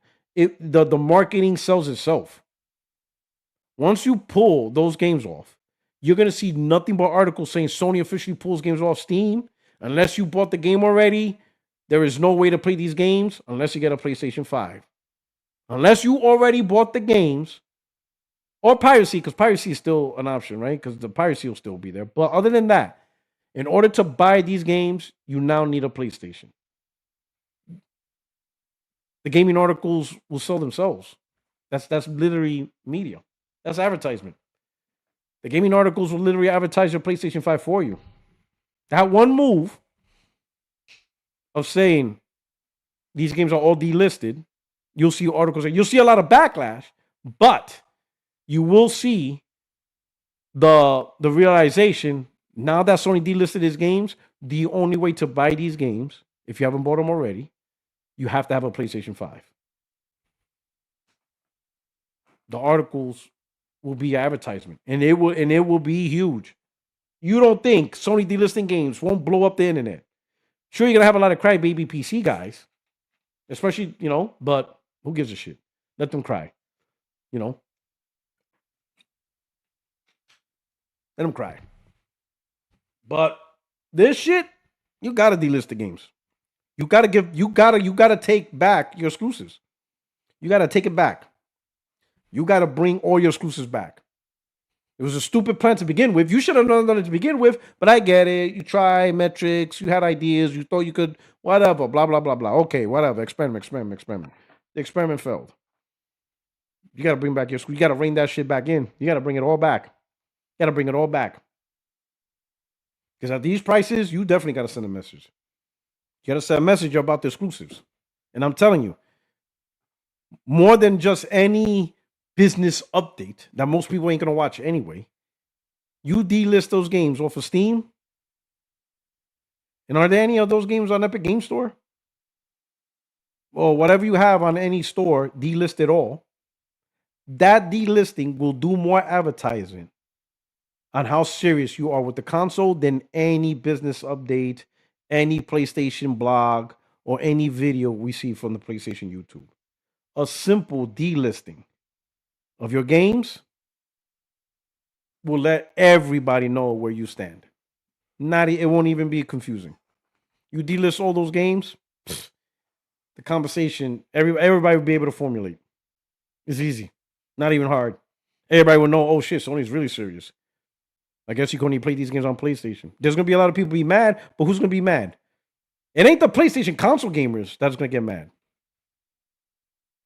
Unless you're one of those, former PlayStation gamers that now went to PC and you're just doing anti-PlayStation content, talking shit on PlayStation because now you found a new home for grifting and chat and YouTube channel and all this money and stuff because you thought eventually Sony was going to go all PC, so you might as well just ride the wave, but now it backfired. And now you can't really go back. You see, that's why I personally waited until Sony officially made the announcement. Because anytime I said, oh, I'll go PC, but Sony has to first fully commit to it. I didn't jump the gun. I mean, I had my little crash outs. I ain't gonna lie. Especially with the whole Helldivers. I'll be honest. I'll tell you that day, that shit had me crash out. I ain't gonna lie. I was mad as a motherfucker. I'm like, what the fuck? I crashed out. Some of y'all try to calm me down. I wasn't trying to hear it, but I ended up wrong. Thank God, right? Listen, wrong never been felt so good. I'm gonna let you know right now. Wrong never felt so good, right? But I crashed out. You know what I'm saying? But I still didn't commit. I still held the line and said, I have to see the full thing. Everybody was still telling me, up, it's happening, Puertorock, just go PC right now. I'm like, no, I got to see it. I still need the official announcement. I got to see Sony do it. All the way through and through. I got to see the commitment for Sony on PC. Then I would have made the jump to PC. I didn't jump the gun unless it actually happened. But some of these dudes jumped the gun, and now they can't come back. They're stuck on PC. Now, sure, they probably got a PlayStation anyway, so they're still going to play the games. But they have to commit to the grift. But the thing is, the grift just sounds stupid now. It's forced. It's forced grift now. Now they have to force themselves to nitpick anything, and it's just so sad. Like, the PC thing don't hit as hard no more. It don't hit. The grifting don't hit. You don't got the support no more. You ain't getting the games no more. So that shit's trash. So what you gonna do? You gonna complain about stupid shit? I think recently I've seen PC gamers talking shit about Dark Allo. Who gives a fuck? Most of us don't even like the live service game anyway. So a live service studio closing down, to us, that's Sony focusing back on what they should do. The one that hurt is the Blue Point one. It sucked that they tried to make them a live service studio. That shit sucks. That's the one legitimate one that's like, fuck, man. That one's bad. But closing down Concord Studio, and clearly nobody gave a fuck about it. Even now we're saying most likely Haven's gonna close. Okay, so we don't get to play fair games. We don't want that shit. They should have never invested in live service to begin with. And I said that from the start. And I have people on this podcast argue with me. I'm like, yo, this shit is crazy. This shit is wild. No one's really looking for multiplayer from PlayStation like that, man. No one's really fiending like that. No one was ever fiending for PlayStation multiplayer. It was always bullshit. It was always bullshit. Even now, from what I gather, a lot of people, at least on PlayStation, ain't fucking with Marathon to like a big number. I mean, I'm sure people bought it and enjoying it, but it's not the super big hit on PlayStation. Supposedly, there's more gamers on PC playing Marathon than there are on PlayStation. I mean, it's the same thing happened for Helldivers. The amount of people that are playing Marathon would have been the same amount of people if they didn't own them. Nothing changed. The people who bought Marathon PlayStation, they were still going to buy Marathon on PlayStation. Sony did not need to own Bungie. There was no reason for Sony to spend $3.6 billion on Bungie. the game was coming to PlayStation, and the people who bought it would have bought it anyway. People ain't really fucking with PlayStation multiplayer. They technically never really did. There was only a few outliers here and there. You know, like fucking like whatchamacallit, factions. But factions was never on the level of Call of Duty or the other big multiplayer games. They were just good. They were just good multiplayer, had a good audience. Killzone 2 had a decent sized multiplayer audience. But we never, like, I'll be honest, I think only Helldivers was really like the big one. Now, of course, we have MLB The Show, decent sized multiplayer audience, Gran Turismo 7, right? But those are long franchise staples for a long time. But as far as new stuff, no one really cares. No one really looks for PlayStation for multiplayer. No one's saying, "Oh my God, PlayStation save us from the multiplayer," whatever. No, we looked at PlayStation because PlayStation was the one that was producing single player quality game of the year level games in a world where people saying these aren't the type of games people want to play. Remember Phil Spencer? Oh, people just aren't into Horizon Zelda no more and all that stuff. So a lot of companies were just doing multiplayer. Sony's like, nah, we're gonna hold down the single player because this has a place, and it worked. It worked. Sony provided something that they didn't just follow the grain. They just didn't follow the same bullshit everybody else did, and everybody was buying and enjoying it. Now, is every single game perfect? Is every single game gonna sell 10, 12, 20 million? No. Astrobot did 2-3 million, but it did good for his budget. Okay, Returnal did 2 million, did decent for his budget. Not every game is gonna be a 10 million, 20 million seller. But that doesn't mean you stop making it or whatever. We want the single player exclusive. That's what we want from Sony, and we are fine with that. There's plenty of options for multiplayer. It doesn't have to be from Sony. It never did. We never asked Sony for multiplayer games. I know some people say they do. Some people, argued, "Oh, I can't believe Sony's charging for subscription service, but they don't make multiplayer games." Well, they made a whole bunch, and you're still not playing them. You see what I'm saying? Cut it out. We never really asked for that. That's not the stuff that's going to sell 20 million. That's just the bottom line. It was never meant to be. It was never meant for that. So if Dark Outlaw's gone, if Haven closes down, then it closes down. We never really cared about fair games anyway. You should invest it in the studios to produce more single player games. That's what we want. We want more single player games, especially from the studios that already make great games. Why we got to wait another 5 years for a Sucker Punch game? Because we just got Yote and they just released Legends. We're not going to see another game from them for 5 to 6 years. Because they're only one studio. So now their next project, if it got greenlit, assuming they have a project that got greenlit, 5 to 6 years. We're not going to see a Sucker Punch game until 2031, 2032. Why? Why are they not releasing another game within 2 years? And I'm not saying the studio, they should have had another studio, another team within Sucker Punch that's been developing a game for like the last couple of years. And now it's ready to launch within a year or two. Like I said, the Leapfrog. You got 2 teams. Each game is taking 5 to 6 years to develop, but they're staggered. So you get like a release cadence of every 3 years from Sucker Punch, but Team A releases one game, then 3 years later, Team B. Back to Team A, Team B. A constant flow. Like Insomniac. Insomniac has a great rhythm. From the moment the console launched in 2020, we got Miles Morales, Ratchet and Clank, Spider-Man 2. And now they're about to release Wolverine. 4 games in the span of, let's say, 6 years. 4 games in 6 years. How is that not great? And it's not because Insomniac has only one studio. They have more than one studio within Insomniac. They have more than one team. That's how they were able to do it. They have multiple teams. They have good processes, good flow, and they released. That's that. Imagine if every studio was able to at least release 3 games. Guerrilla was able to release 3 games. Naughty Dog, but it was remasters, whatever. But let's say 3 new games. And Naughty Dog does have a big studio, but I think what messed them up was their attempt at live service, and that threw everything off, right? You have so much more games from the first party studios if the investment was there, right? To have more teams in each studio to create games. Because listen, the development cycle is not going to get less. We're not going to go from 5 to 6 year development cycles back down to 3 to 4 or 2 to 3. That's not going to happen. The best we can hope for is that it stays around 5 years and it doesn't increase even further. That's the best we can hope for. The best we can hope for is it stays at around 5 years. For 4 years, 3 years, unless they're heavily integrated with AI, I don't know.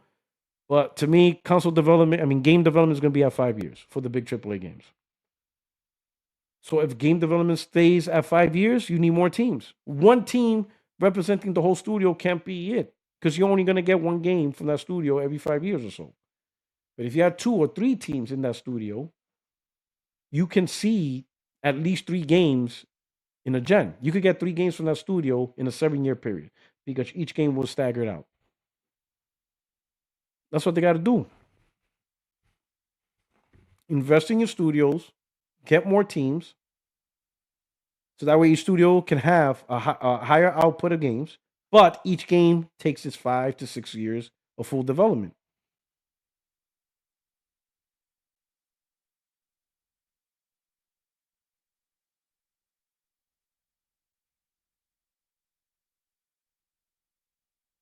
Was it the one I did? Let me see. Leech, the one I did with that PowerPoint I did? Yeah, I did a PowerPoint. I don't know. I think I deleted it. But I did a PowerPoint of how it could work and how you can leapfrog. How each, I did a whole PowerPoint on that one. It's a video I think I did. That was a while ago. That I showed if you had 3 teams in a studio, how the development cycle can go. And while each game is taking 5 to 6 years to make, you're getting 3 games in a 5 year, 6 year period total, in a gen because of how you get it staggered. I did that PowerPoint. But you got to invest in the studio.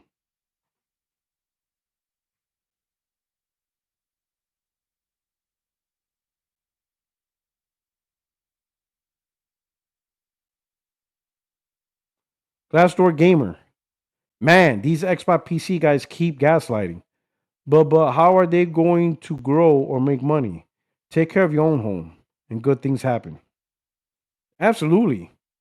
In fact, everybody, listen. This is how you know PC gamers are dumb cucks as well. I think there's too much integration between PC and Xbox. They're all turning stupid. You're not gonna get better hanging around stupid people. The PC gamers should now be like, oh, now I see why Sony stopped putting games on PC. Because they're the ones that are saying, they're the ones that said, why would I pay $700 for a PS5 Pro when I could play the PlayStation games on my PC and coming on PC anyway?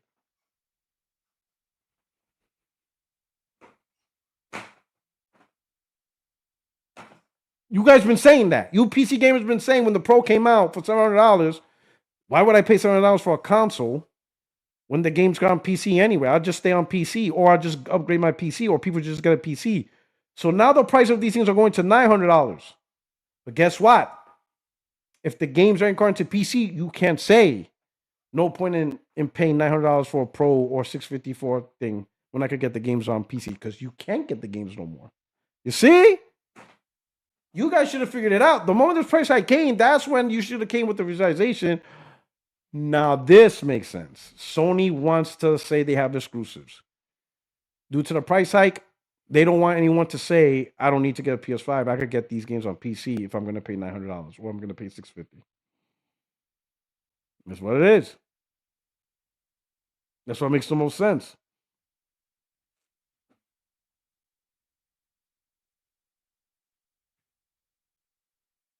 All right, we got a shout out to Arma. Thank you so much for the super chat. What if the reason for the PS5 Pro price increase is to make the PS6 price more attractive at 1,000 plus? I don't think it's about attractive. I think they have to raise the price to maintain profitability. The PS6 is going to be 1,000 plus. It could be 1,000 plus. But I'm telling you now, I don't know if the PS6 is going to come out in 2027. I don't listen. I'm gonna say this. I'm gonna be honest. I'm gonna say this. The PS6 can have some of the most amazing tech in there. but $1,000 console is not going to sell like that. In the beginning, you'll have the tech enthusiast, but it's going to sell so slow in the long run. $1,000 console. I'm telling you now, the console sales momentum is going to drop dramatically. $650 PS5s, $900 Pros. Mm-mm. You're not going to get a lot of big sales. You're not going to get a lot of big sales like that. Like the sales are going to drop dramatically. That's out of a lot of people's price range. That's a lot of that. That's a lot, especially like the people who would pay big money. We already got the console. We're the ones. That's the reason why we bought it when it launched. We bought the PS5 Pro at $700 because we were the big spenders. The people who didn't buy the consoles at launch, they're not the big spenders. They usually are the ones hoping for a cheaper deal or stuff like that. But now it's got worse for them. It's just the longer you wait, the worse it gets. This shit is wild. This shit is absolutely wild.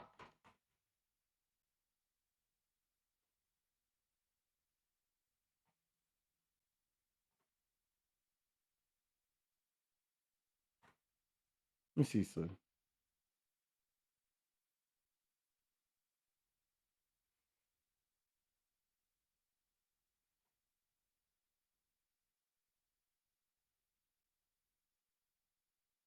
Right here. Oh man, this guy came out of work. I guess he unblocked me. I don't know why. Because you had to know I was gonna talk shit. Right here, this dude, Blessed Ray. I remember we had a whole ass argument about PlayStation going day and date. This guy was like the biggest cheerleader for day and date, and I'm like, bro, you are wrong. You are fucking absolutely out of your mind. But anyway, he tweets this saying, for people that say building a PC is still more expensive than buying a PS5 Pro, you don't have to build a PC even though it is recommended. Good pre-built deals pop up often where you can get a great PC for around 1300. PC can still do way more in terms of gaming. So I said, you mean like Sony go day and date with all their games? So let me get this straight. We're gonna pay $1,300 for a mid PC. Because let's be honest. We're gonna pay $1,300 for a mid ass PC, right?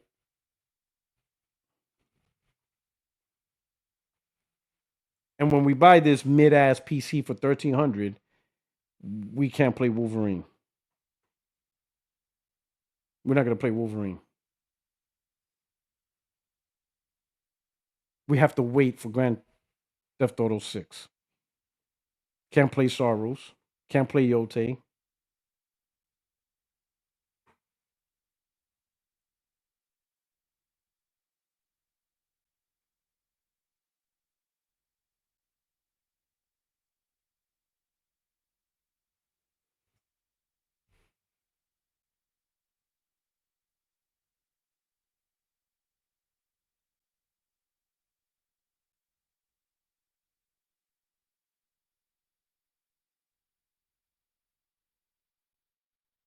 Let me see. You know what I'm saying?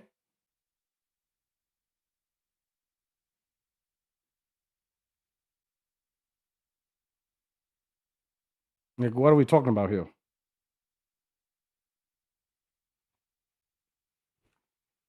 Let me see something.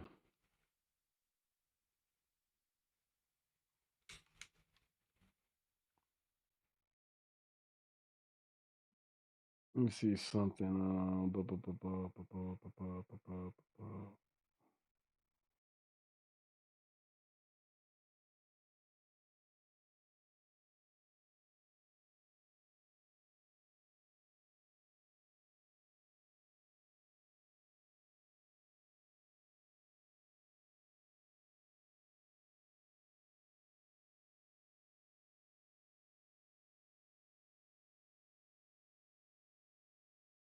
And the question part is, here's the crazy part. Um, let me find this. Let's see.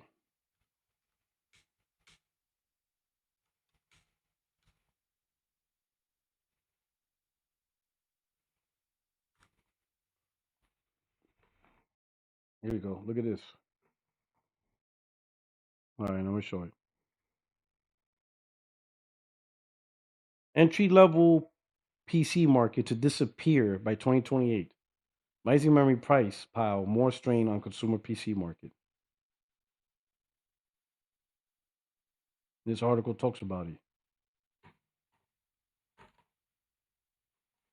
You might not even get $1,300 PCs anymore. Them things are going to be gone by 2028. Entry level PCs gone by 2028.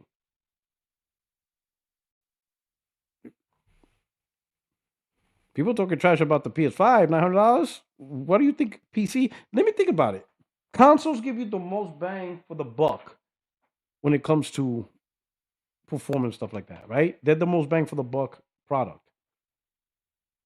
What do you think is going to happen, or what's already happening with PCs already?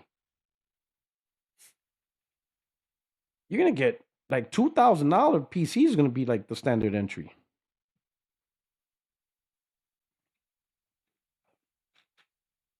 I'm just saying.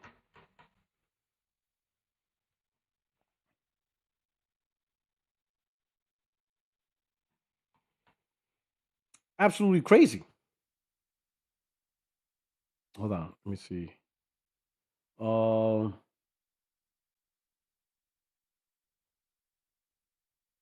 We got Super West says, I think the PS6 is going to be around 700 and the PS6 Pro going to be 1,000.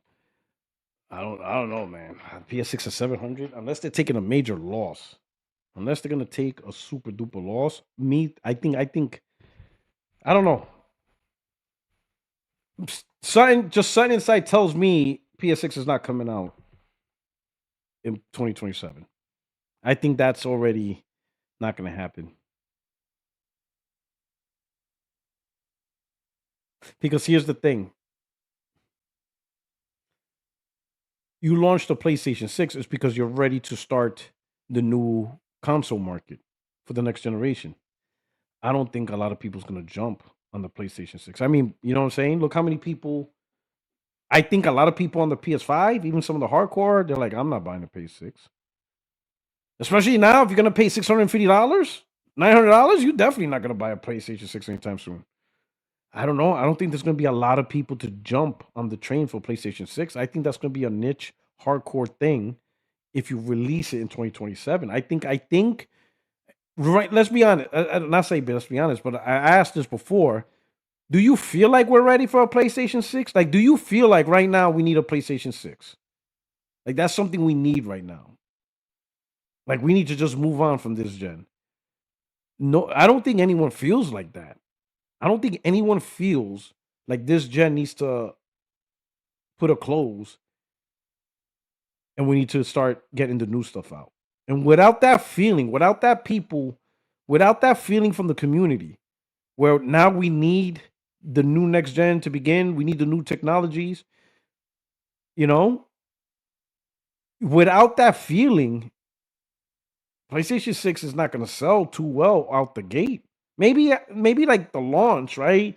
Between scalpers and tech enthusiasts, hardcore PlayStation fans and YouTubers and stuff like that, you'll get a like, good sales like for the first month or two or whatever. But then after that, people just be like, I'm just going to stay on my Pro. Well, I'm going to just stay on my PS5. Things are too expensive.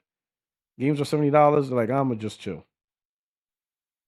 And that could give a PlayStation 6 a really bad look. So I don't know. I don't think PlayStation 6 coming out in 2027. I don't think. I think that's already just not something that's feasible. It's really hard to put some Jedi mind trick on the platform to make it look like it's worth $1,000 or whatever, or the $700 or whatever. Glassdoor Gamer, thank you for super chat. The base was always going to sell more than the pro, so I could see Sony thinking the hardcore will buy the pro right now. Next gen, there won't be a pro. I don't know. Maybe, maybe not. I mean, the pro concept works if you do it right.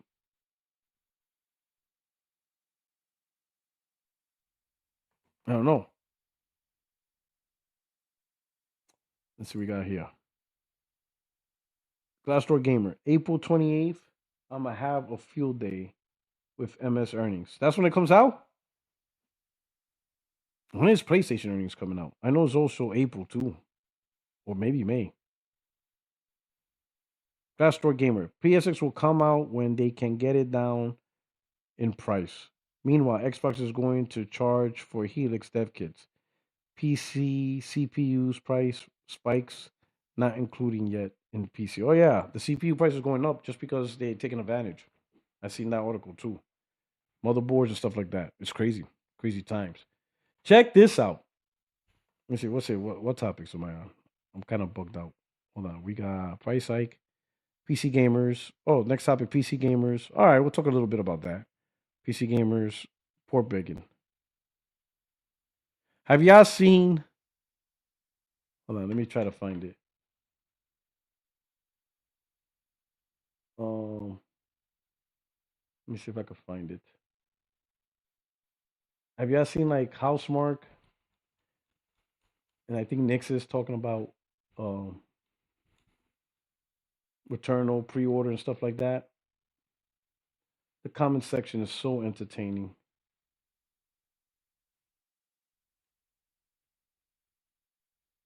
Let me see.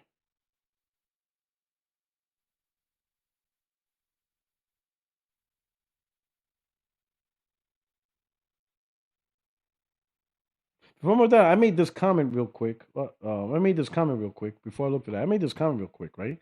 Because it's just a thought. I said, you know what? And I said, absolutely wow, PlayStation is delivering the best comic book gaming experience. Wolverine this year, and we'll not only see Spider Man 3, but we know Insomniac locked up the rights to X Men. Like, yo, it's crazy, bro. And let's see some of the comments. Let's see some of the tears. Shout out to J Dub, of course, he's enjoying it. This guy's an Xbox fanboy, which I don't know why, but he is. But he says, "Be careful. Making too many comic book games, and gamers will get burnt out on them. I hope Sony don't make a Sony at the comic book studio only. Good food can go bad." I'm like, what? My reply to him was like, burnt out. We're not getting enough. I hope they do primarily push comic gaming. The sales of what they make speaks for themselves. No need to debate. And I'm gonna be honest. Listen, I'm not here to say that they didn't make good games beyond comic book games. Ratchet and Clank, great game. Resistance, I think 1 and 2. I think it was decent franchise. But the number one way we speak is through our wallets. That just tells you what we really want, man. The wallet, Twitter can only do so much. The wallet speaks. And when they make a comic book game and the comic book game sells 15 to 20 million, and then they make a Ratchet and Clank game and they sell you 2 million, like you know where they're gonna put the energy towards, you know. So they're big on X-Men. And those X-Men, I can only imagine what direction they're gonna go. But hell, 20 plus million seller, bro. You see what I'm saying? It is what it is. And it's not like we're getting tons of comic book games just from everywhere. We haven't. And the ones that tried didn't do a good job. And the ones that were in production, they canceled it. Like they canceled Wonder Woman. I think a few more got canceled. The Marvel Avengers 1943 got delayed. Hopefully that's still in production. This just, we're really not getting. I don't even know what happened to Blade. That was a Bethesda one. You see what I'm saying? So we're really not getting a lot of comic book games. Really, if it's we can't even get one from Rocksteady. I heard rumors that they are making a single player one now. Finally, going back to Batman or something. I don't know. But really, if it wasn't for Insomniac, we wouldn't get the big guns anymore. That's just how it is, right? But then here's some weird comments. They don't even own the IP and still paying Disney for it, and I'm like, who cares? Like, I'm talking about we have access to games, and Sony, partnership with Disney is bringing these games to life, and we have a great studio making it. Okay, so Sony doesn't actually own the Spider-Man gaming IP. They're paying for it. They own the movie rights, but they don't own the gaming IP. But I just want to make sure, because some people think they own the gaming rights. They don't. They own the movie rights. It's theirs. They own the movie rights. The gaming rights is licensed, and they're paying for it. Well, who cares they pay? It's not my money. They're not using not my money to pay for it. All like the only part where my money comes into play is when I buy the game, and I'm enjoying it. So it's like okay, like is them not owning the thing a negative? I don't get it. I see 4 comments. Let's see what the comments say. I see 4 comments to me saying, "Who cares? You cared enough to show for PlayStation, despite Sony is the one renting them IP. I care because I get to play the games. I care because I get to play the games. You care. You care about IP ownership because what? Because let me take out the 2 dots.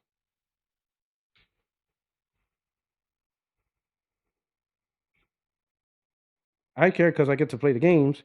You care about IP ownership because what does that do for you?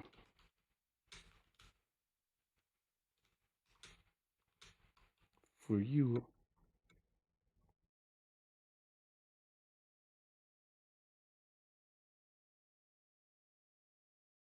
we go live on Twitter. I care because I get to play the games. You care about IP ownership because what does that do for you other than complain about stupid shit? Fucking moron, motherfuckers. Yo, this is the shit on Twitter. I care because I get to enjoy the game, but you talking about OP ownership because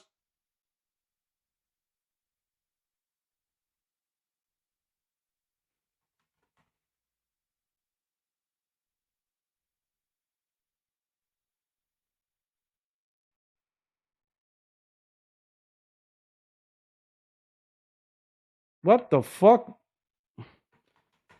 Who cares? You should since you flat out lied in my post. Who cares? You should since you flat out lied in my post. Flat. Let's see. Let me reread my post. Absolutely wild. PlayStation delivering the best comic book gaming experience. Wolverine this year. That is true. We'll not only see Spider-Man 3, well, we know Spider-Man 3 is being made, but we know Insomniac locked up rights to X-Men, which is also true because of the leak. They locked up X-Men. That's part of their future plans. Can anybody in the chat let me know what I lied about? You see the stupid shit on Twitter?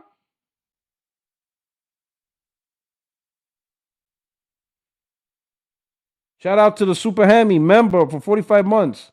Sony Insomniac has made the best Spider-Man games. Absolutely. But can you point out the lie? What is this fool talking about?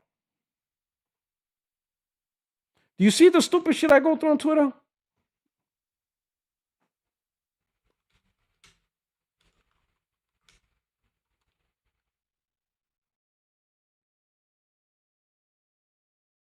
Like, look at this nonsense. Like, what? You see the thing? Let's see who else. So who cares?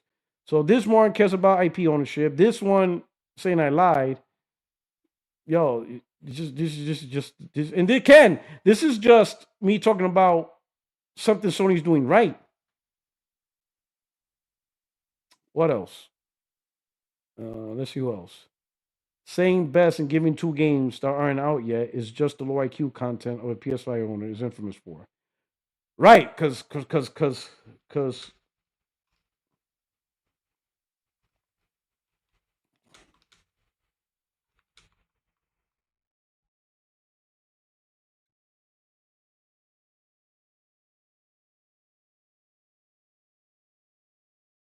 like you can't make this up.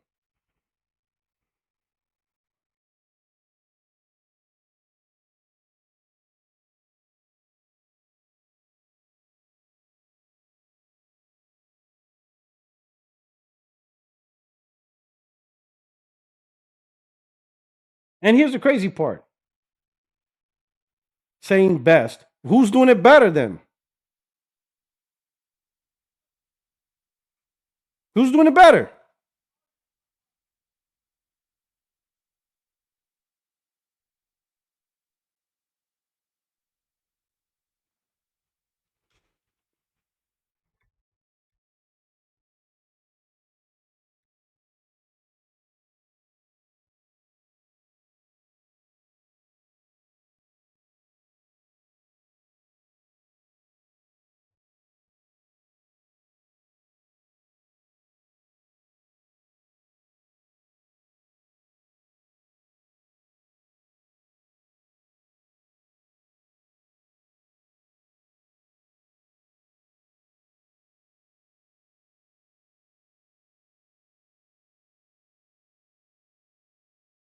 Unbelievable. Like these guys come up to complain just to complain. Spider-Man, you see, Spider-Man 3 won't be out until PS6. Wolverine is a Spider-Man reskin. You're an idiot. You really like this is the gaming community. This is who we have. Wolverine's a Spider-Man reskin.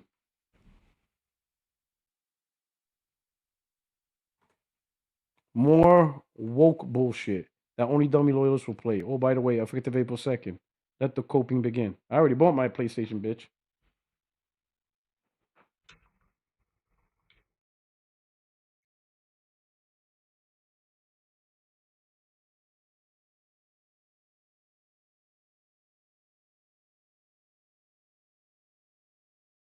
Let's see, what can I use as smoothie? There you go.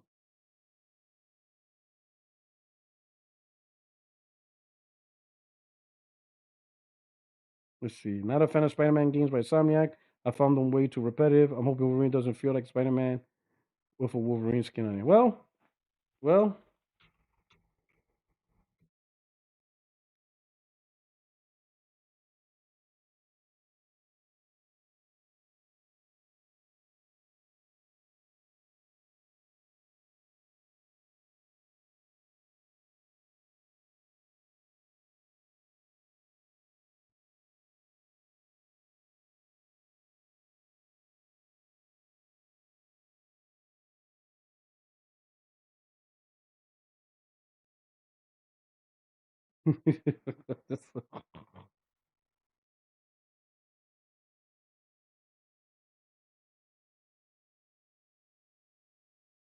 oh my God, Arkham. Now, listen, Arkham City is awesome, but yeah, okay.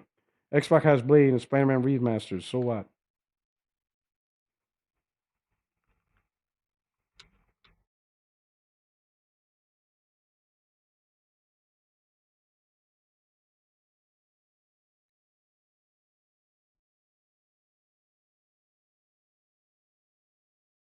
Gotta come up. Spider-Man 2 is made of hell. What's so all about that? You see, two of these haven't even been confirmed. Well, Spider-Man 3 absolutely have been confirmed.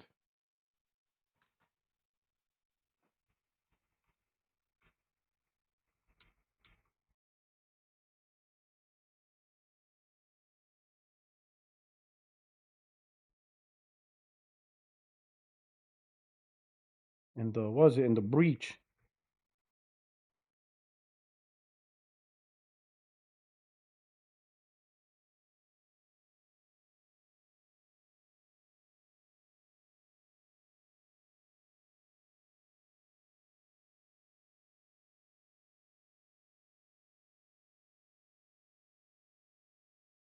Insomniac data breach.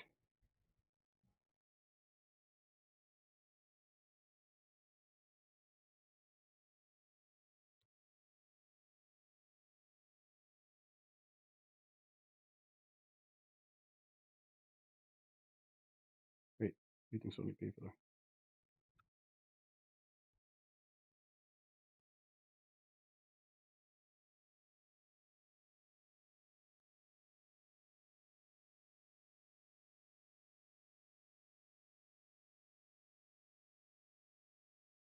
Unbelievable. You see this? See, I'm just showing you a day in the life of Puertorock.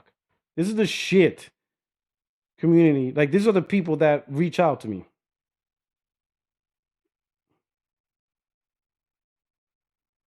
They are literally all the same thing.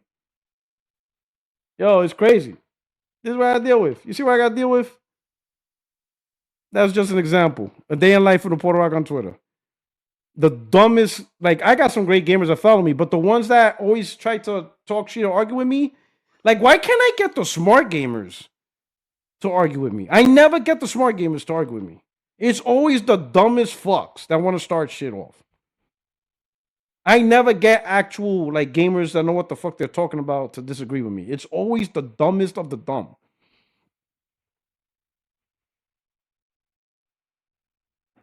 Oh shit! Super Hemi said it's liquid data. Shout out, liquid. The Super Hemi. Wait, are you talking about your car when you say the Hemi? Like the Dodge?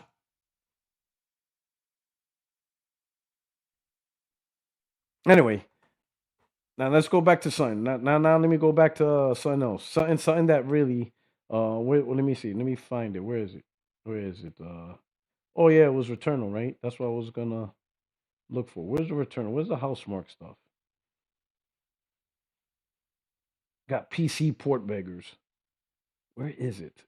I was enjoying the comment section. Oh, all right. I'm like a kid with ADD and shit. I'm like a kid with ADD. Did you see Paris tweet? DM'd you. All right. Okay. All right. You DM'd me. Okay. Okay. Let me see.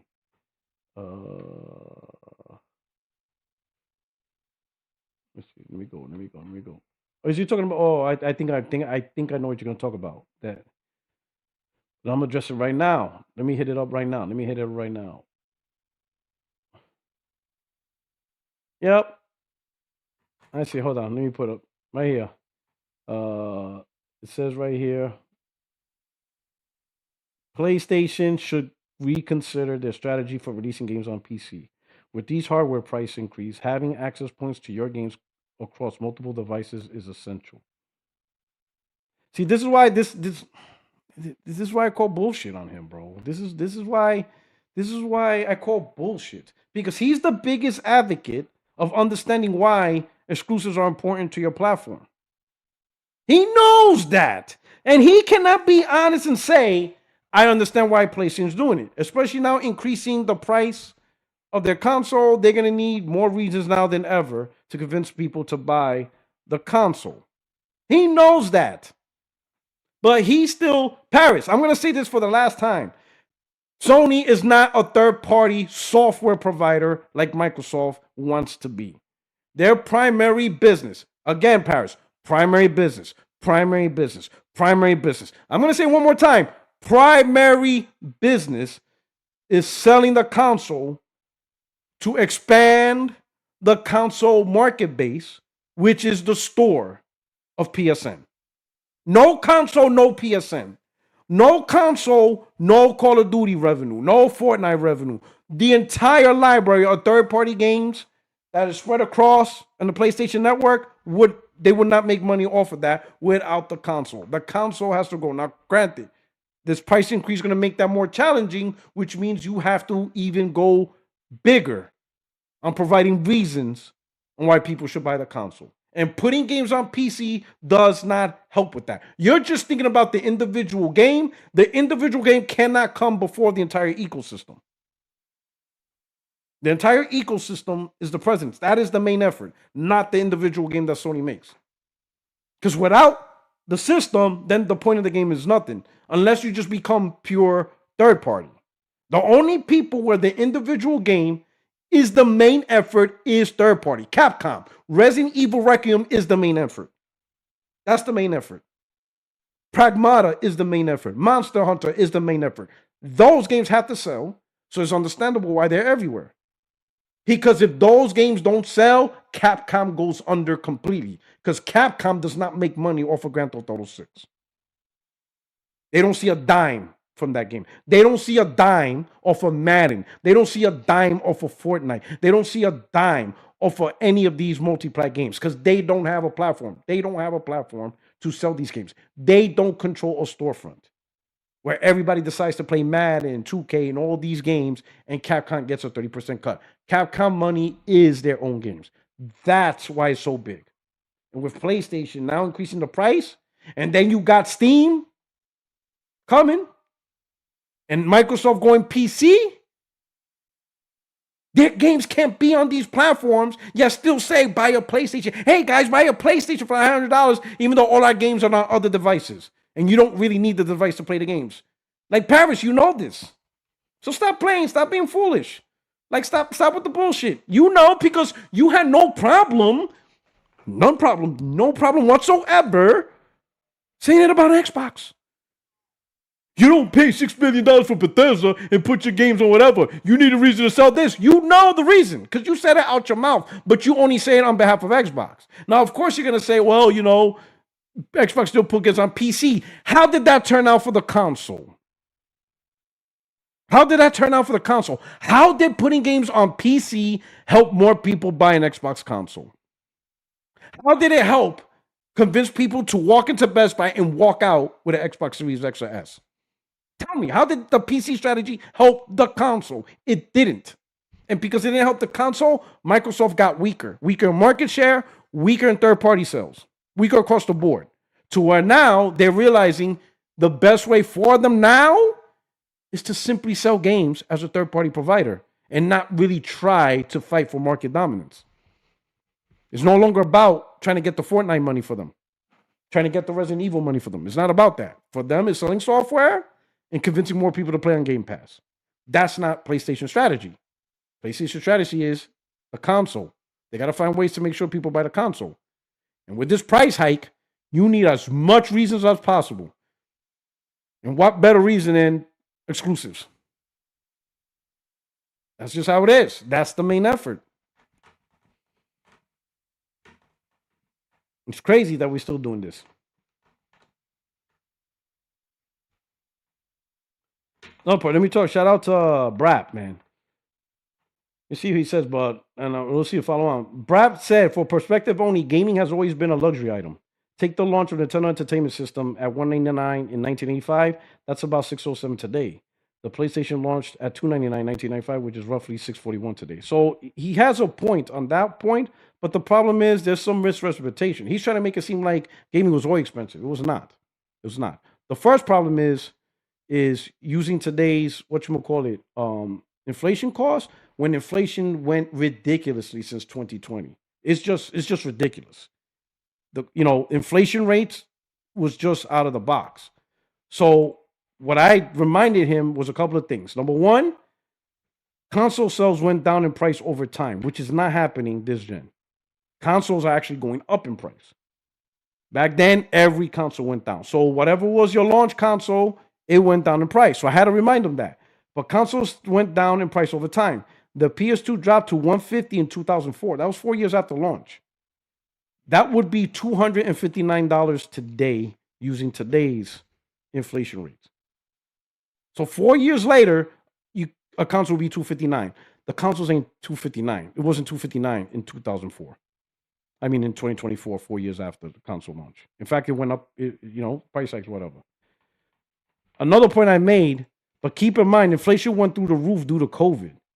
The 150 PS2 would be 203 in 2019 when inflation wasn't all that crazy. You see what I'm saying? So consoles wasn't a luxury item to the extreme it is now. Now it's extremely a luxury item. It wasn't back then. Sure, even if you did say, oh, the launch, you got this, okay, cool. But the console went down. So even if you want to make the argument, they launched luxury, sure, but they ended up affordable. That can't be argued. So even if you did argue, no, they launched luxury, okay, fine. But they ended up affordable. They always ended up affordable. PlayStation 2 went down to as low as $99. It's all not, forget that. So it's not really a luxury. Now it's becoming a luxury because they keep going up. There's no relief. There's no cheaper price point. I see 2 replies. Let's see what happens. Browns, all right, they just making fun of him. He says, Brav sounds like a prissy brat that got everything he wanted growing up. I'm surprised he's not a fucking MAGA supporter. Oh, shit.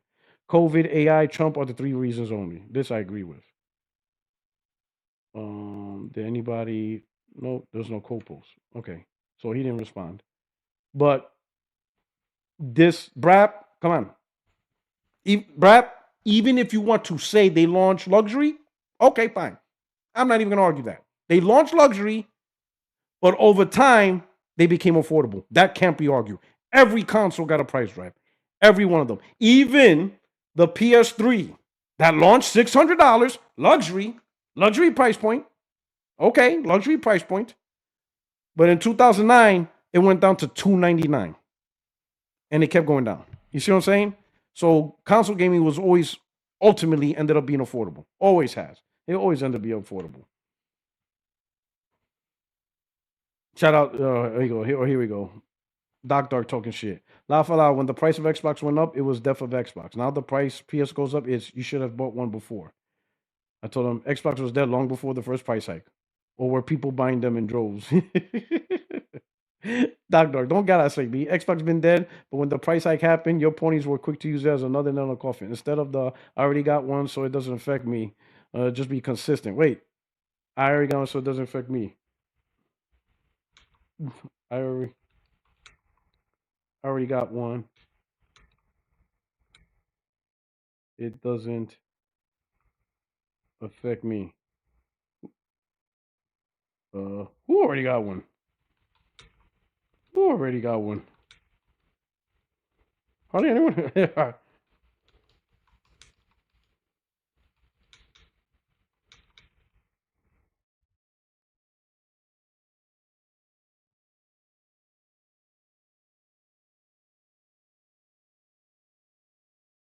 already got one. Doesn't affect me. Who already got one? Hardly anyone. But I do it. That's why rocks don't understand. It's just keep consistent. You know, my brother. If you want consistency, cool. Sell 90 million Xbox first. If you want consistency, show me an Xbox to sell 90 million, and then we could do the same samey. Then we could do same samey. But PlayStation is already over 92 million. In fact, we've been told people buy the shit because it could go up again. Hardly anyone bought an Xbox. That shit was already dead long before price hike. The price hike just made it worse. What the price hike did really was it prevented Xbox. I mean, there was no way to do a comeback. But if there was any chance of trying to do a comeback like the PlayStation 3, you can't do it with a price increase. If there was any chance to get out of the shithole that Xbox put themselves in. But the fact that they put games on PlayStation and then they raised the price on top of that, it just sealed the deal. You were not getting no comeback with that. It just wasn't gonna happen. Let's see, where is it at? It was here we go. Oh yeah, okay, here we go. Zuby says Jason doubles down on PlayStation P Sports once again. So tweet. Let's see if I could zoom this. I don't think I could. Let me see if I could open image. Open image in a new tab. Okay, here we go. This better. This is better. They're doubting you again. So this is on Blue Sky. So Carrie Golom, Saros on PC still on the menu. That's only because Housemarque would not speak on. The question was asked, is Saros coming to PC? And they said we're only talking about PlayStation 5. They're not gonna speak on behalf of whatever. So people took the absence of Housemarque not talking about it as, and it's still on the table, right? So this Gary Golem guy says Saros on PC still on the menu. Jason says no Cradle, whatever. Because this guy says Saros on PC still on the menu. Jason Schreier says copium, as the kids say these days. Oh shit. Oh, let me show you. I don't even show the screen. So this guy, they're still doubting you again. Meaning Gary Coleman saying Saros on PC still on the menu, meaning they don't care what Schreier says. And he's like copium, as the kids say these days. So he's double downing. He's dead set saying like it's a wrap. Like PC gamers. Like now a special price hike, and now it's more than clear on why they're doing this. Like that's a wrap. Oh, another one. I got ADHD. I know we're supposed to be talking about Saros, but this is too good. So I know recently you saw people talking about the game budgets. Everybody's concerned about the game budget. Everybody's concerned about the game budget. It's unsustainable. You cannot have sustainable profits at 300 million, right? As if every single game's 300, but whatever. But it is me. Them. Game budgets of 300 million is not sustainable. But also them. Putting 300 million games day one on Game Pass is sustainable.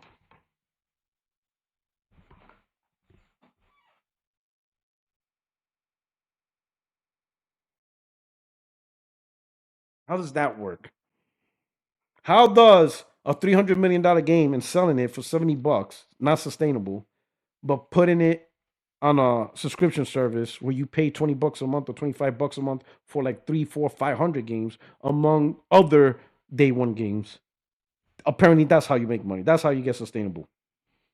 So you don't. It's not sustainable with $70 sales. It's sustainable with $25 a month spread across multiple games. You see how stupid these cats sound? That's why I don't listen to them, bro. That's why I don't listen to them. I ain't gonna listen to these dorks. Shout out to Glassdoor Gamer. Read that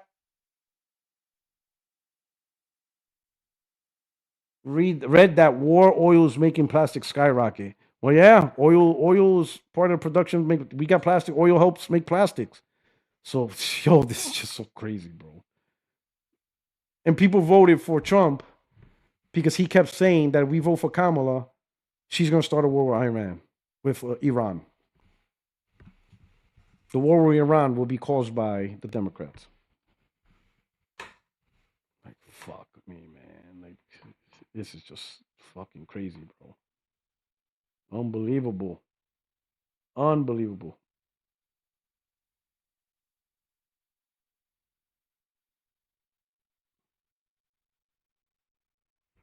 Oh yeah, man. I think streaming services. Oh my god, I can't with streaming services. I can't. Y'all seen this? Amazon's fucking with me. Now Netflix is fucking with me again. Netflix is raising its monthly prices in the US again. Standard with ads plan, $79.99 to $8.99. Standard without ads plan, $17.99 to $19.99. Premium plan, 24. That's why I'm on the premium plan. And this is me right now. So I can't, bro. I fucking can't, bro.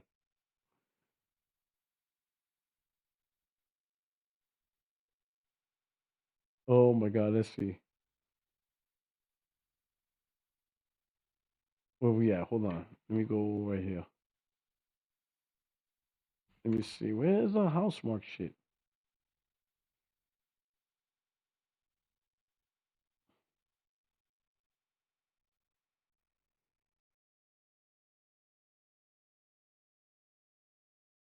Oh, shout out to Will Knight. He's a good. I think sometimes you listen. You gotta be careful defending Sony. Like some things are legit. Shout out to Wolverine. He's a good dude.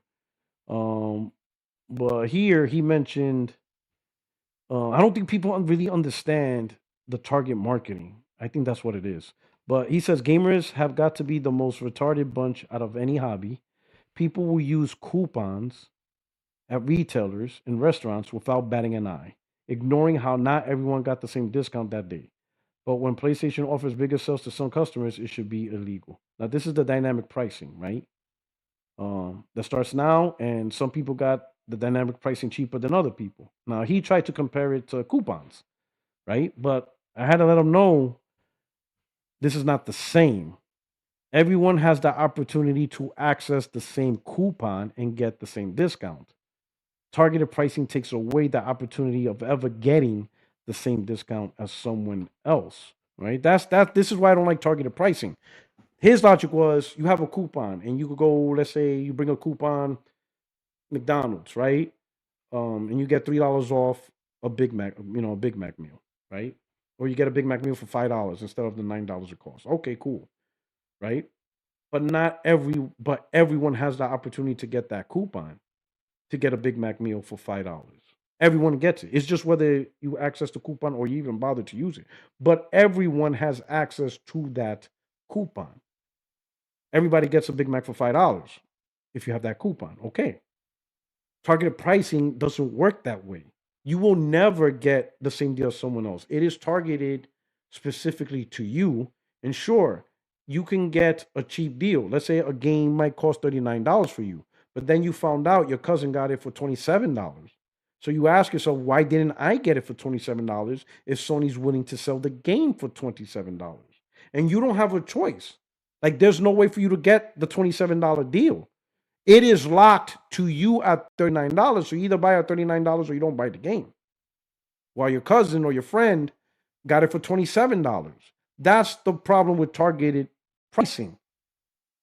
You could get a deal, but not as good as someone else on the same network in the same country and region. You understand what I'm saying?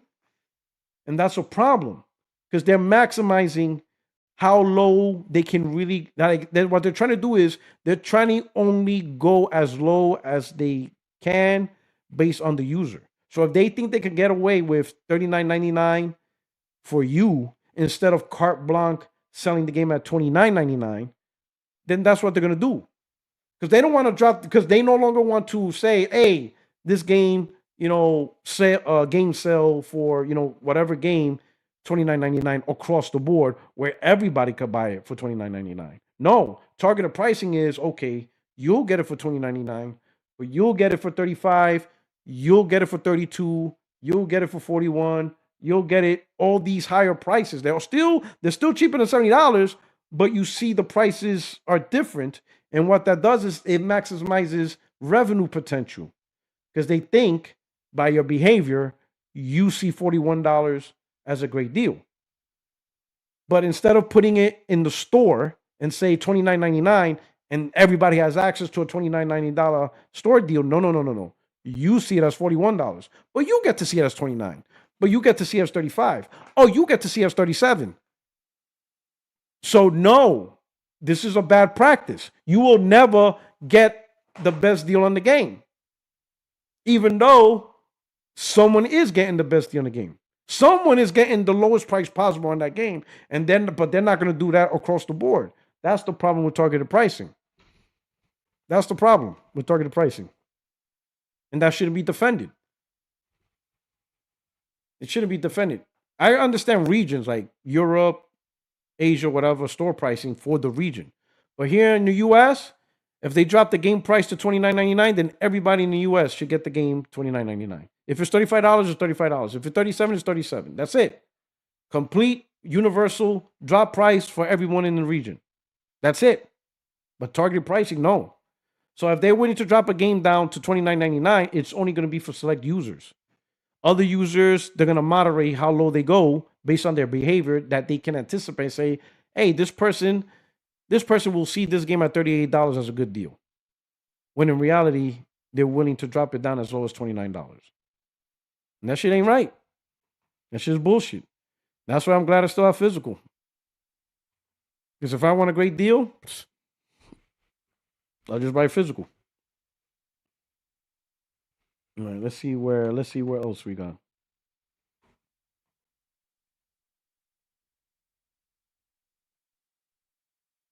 I can't find the Housemarque.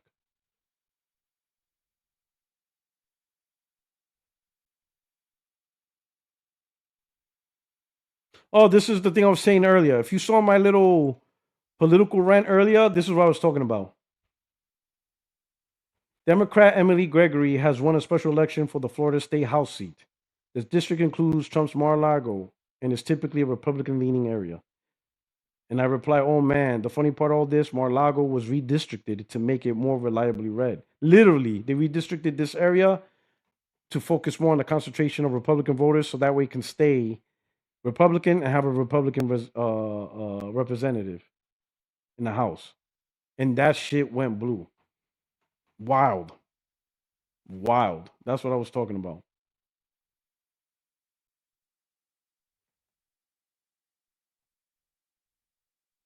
Um,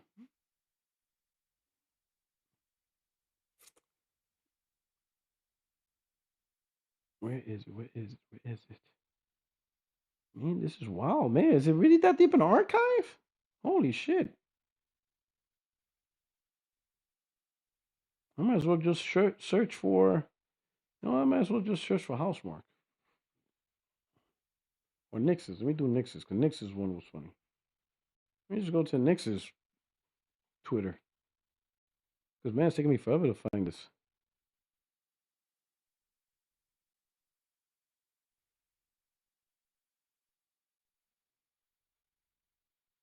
Nix's software. Let me see what they talk about Housemarque.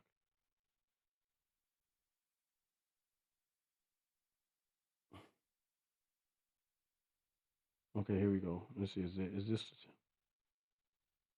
All right, here we go. Here we go. Yeah, yeah, baby. There you go. It says right here. Let me zoom this in. Nixus, the eclipse feels like a prophecy. You will be entering bullet hell in about 10 seconds. They're just retweeting Housemarque saying driven to a fault. The purple skies guide Arjun in the shattered descent. Oh, this is gonna be so fucking dope, man. I love Returnal, man. God, this is gonna be so dope. Of course, Glassdoor Gamer. This is a Glassdoor Gamer. He said PC Cooks in the comment replies, don't realize that Nixus helped and supported the game thinking it means they are getting a PC port. And he's using Alex's thing. All right. Housequake says Returnal. Let me see if I could make this bigger for you guys to see. There we go. Oh, wait. Here we go. Maybe one. There we go. There we go. Returnal is one of my fave games of all time. I played it on PS5 when it launched and got it again on PC when I moved over to there. The PC version was night and day better, so I unfortunately won't be playing this game unless it comes to PC, as though I look it to be at its best. I hope it does well though. Returnal was special. You see, so this is who I call plastic fanboys. This is what I call. This is it. People say console PlayStation gamers are console fanboys, but he said he's not playing the game unless it's on PC. That's preferring the hardware over the games. You love Returnal, but apparently you don't love it. It's one of your favorite games of all time, but apparently it's not one of your favorite to play where it's played at. If it doesn't come to PC, then you will never play your favorite franchise or maybe games that made by your developer. That's choosing the plastic over the games. That's what's funny because people say PlayStation's choosing plastic because they're plastic fanboys, but in reality, we're probably the most what's the word? Probably the most dedicated or the most or you can even use the word fanboy, but it's because of the games. If PlayStation did not have a first party and the only thing PlayStation did was third party, most of us wouldn't care about the platform.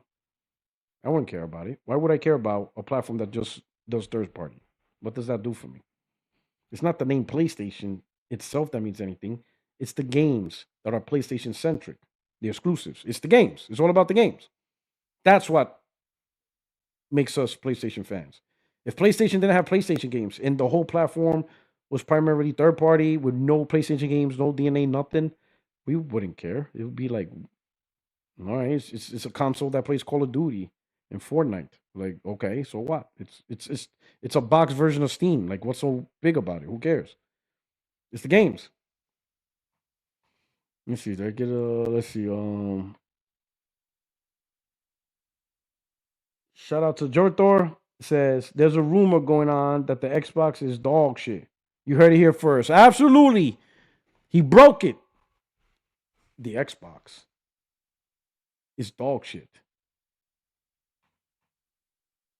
Let's go back here. Let's see. Let's see more. Let's see more pain from the PC. I guess soon a port on PC.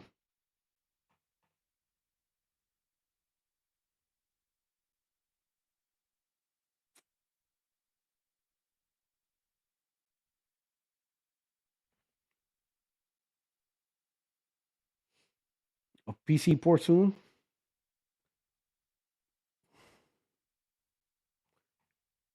Yasin, Returnal is one of my favorite PS5 games. I was so hyped to play Saros, Returnal 2, but I hope we have 120 FPS mode. Is there 120 FPS mode patch for the Pro at least? Good question. Good question. PC order when?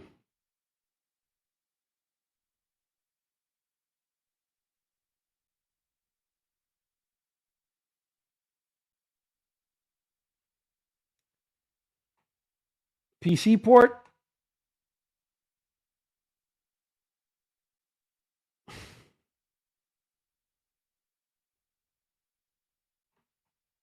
So a PC version soon as well.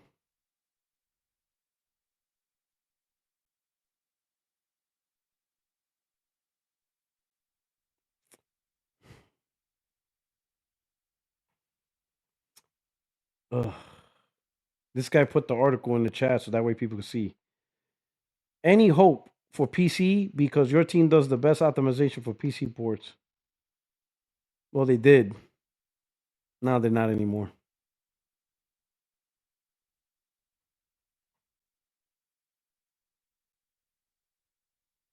Well, this is pretty funny. A nice mixed signals, the duality of man. Don't announce that PC port. Announce that PC port. Here we go again with PC Master Race port begging. Stop porting first and second party exclusive to PC, which angers PS fan base and alien PS customers and potential buyers. I think next software has to be shut down or just change focus instead of porting exclusives. I am good, but if you make that PC version, I might change my mind.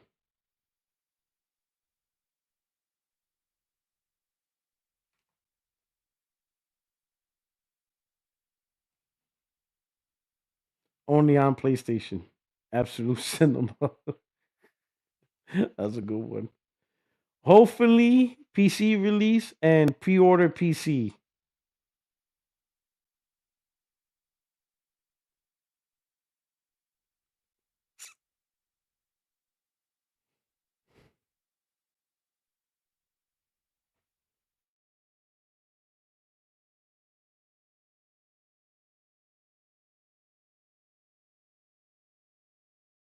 Unbelievable. Oh, that was pretty funny. It's just more tears. But speaking of tears, check this out. Check this out. Now this, let me see. Am I messing up the order? Hold on. I gotta make sure I don't. What was also? I got that. Yeah, Game Pass first party only tier. Yeah. Check this out. Now listen. Hear me out. Xbox fanboys have been riding on one last bastion of shit talking, which is stupid. But this is the only thing they had left. And that's the whole you pay, we play shit. As if they're getting this shit for free. They're paying stupid ass money for Game Pass anyway. But that's their last bastion. But now supposedly a rumor has it that Microsoft is working on the Game Pass version. Um, here we go. For first party only games. So new rumor Xbox Game Pass tier includes only first party games, right? So let's see. Let's read the article. Let's see what it says. New rumor Xbox Game Pass tier includes only first party games. A new Xbox Game Pass tier could be underway, and this tier could be different than anything Microsoft has offered to subscribers of the service before. First spotted by Twitter user Redfix and reported by Windows Central, this new possible tier has the codename Tryon. What makes it different? Hold on, let me see if I can make this bigger for you guys. Okay, there we go. What makes it different than others, however, is the games being offered. According to the data Redfix found, it appears to only include first-party games from Xbox Studio. The games that were found, though, that might include Doom Eternal, Dishonored, Fable, Fallout. Well, you see the list of games. New Xbox Game Pass tiers seem likely. Hearing about new tiers from Xbox Game Pass shouldn't be much of a surprise. Earlier this week, rumors started to circulate that Xbox was considering reintroducing lowered price options for players. There are also rumors about ad-based tiers being added for Xbox Cloud Gaming. Under new CEO Asha Sharma, the goal for the Xbox to make future consoles and products like Game Pass more enticing to more players. How Xbox achieves this, however, remains to be seen. As with any rumor, until it's officially announced or verified by Insider Gaming, please take everything with a grain of salt. Still seems more likely. Okay, here's the thing with that. Let's start with this. As we can see from Netflix and Amazon, they're not attracting new gamers. They pretty much hit that saturation point. So what they're doing is they're squeezing more money out of the group they have. That's what Xbox is doing. All this re-tiering is really to separate the different tiers and extract more money. Literally what Amazon did. Amazon, y'all already seen the rent I have at Amazon. Y'all already seen my rent. When I had Amazon Prime and had Amazon Video, I had 4K. It was ad free. Everything was cool. Then they took off ad free. So they gave me ads just to tell me if you want ad free back, you got to pay $3 a month. 3 times 4, 12, 24, 36, $36 a year on top of my annual subscription. So you would add $36 on top of my annual subscription already. So we'll go up $36 a year for something I already had. I already had ad free Amazon Prime Video. You take it away and then you want to sell it back to me. You want to sell me the shit I already owned, right? And now they took away 4K. Well, they're about to if they haven't already. I don't know. I don't care. And they're going to package say, oh, this is $5 a month, right? $5 a month for, I think that's what it is, in order to get okay, so to get 4K back, right? 12 times, what is it? 12 times 5, 60. So add $60 a year on top of my Amazon Prime subscription. So to get back 4K, I gotta pay an extra $60 a year. That's not new things. That's not attracting new users. That's literally taken away from me. And in order for me to get it back, I got to pay more on something I already had. That's what Microsoft's going to do. They're going to take things away, reshuffle, whatever. And if you want what you already have, you got to pay more. Now, this single player, not single player, but this first party only Game Pass tier, I'll tell you who's it primarily for. I'm going to tell you who's it primarily for. For guys like us. For guys who play on PlayStation. For gamers. Not mean guys, gamers. Gals and guys. The gamers who play on PlayStation. The gamers who play on Nintendo. Because Phil tried to get Game Pass on PlayStation and Nintendo before. Both said no. There's already articles written about this. This was already talked about like 2-3 years ago, 4 years ago, whatever. The primary reason why Sony and Nintendo said no is because Game Pass is full of third-party titles. There's a lot of third-party titles, and Sony wants their cut. They don't want people to not buy those third-party titles on PlayStation, but because they're getting access to it through their Game Pass subscription. But with this first-party only service, Microsoft can put Game Pass first party only on on PlayStation. Now it may not be day and date games. It may not be day and date Game Pass unless it's a higher tier, right? They could do a day and date tier or games that's been out for 12 months or whatever. But however they finagle it, they can arrange an agreement with Sony on what's acceptable. The percentage cut, whatever. If they allow this. Sony already has EA on this. Sony already has EA and Ubisoft tiers, right? So Microsoft can work out a deal, right? It may not be day and date, it might be whatever. But this first party only service resolves the problem that Sony will say no, Nintendo will say no, because the service has third party games on it. But now that it doesn't have third party games on it, Sony can say yes. Sony may not allow day and date because they probably want the 30% cut on day one sales. Or if the subscription price is high enough and Sony gets a decent cut, they could be like, you know what? Sure, we'll allow the Game Pass service that also allows day and date games as well. And what that will do is, oh my God, the Xbox fanboys will be livid. Because now they'll be like, so you even giving PlayStation Game Pass too? Bad enough you gave them the games, but now the one thing that was value to them, you pay, we play, you took that away too. You leaving them with nothing. And that is a good lesson for you Xbox fanboys to goddamn learn.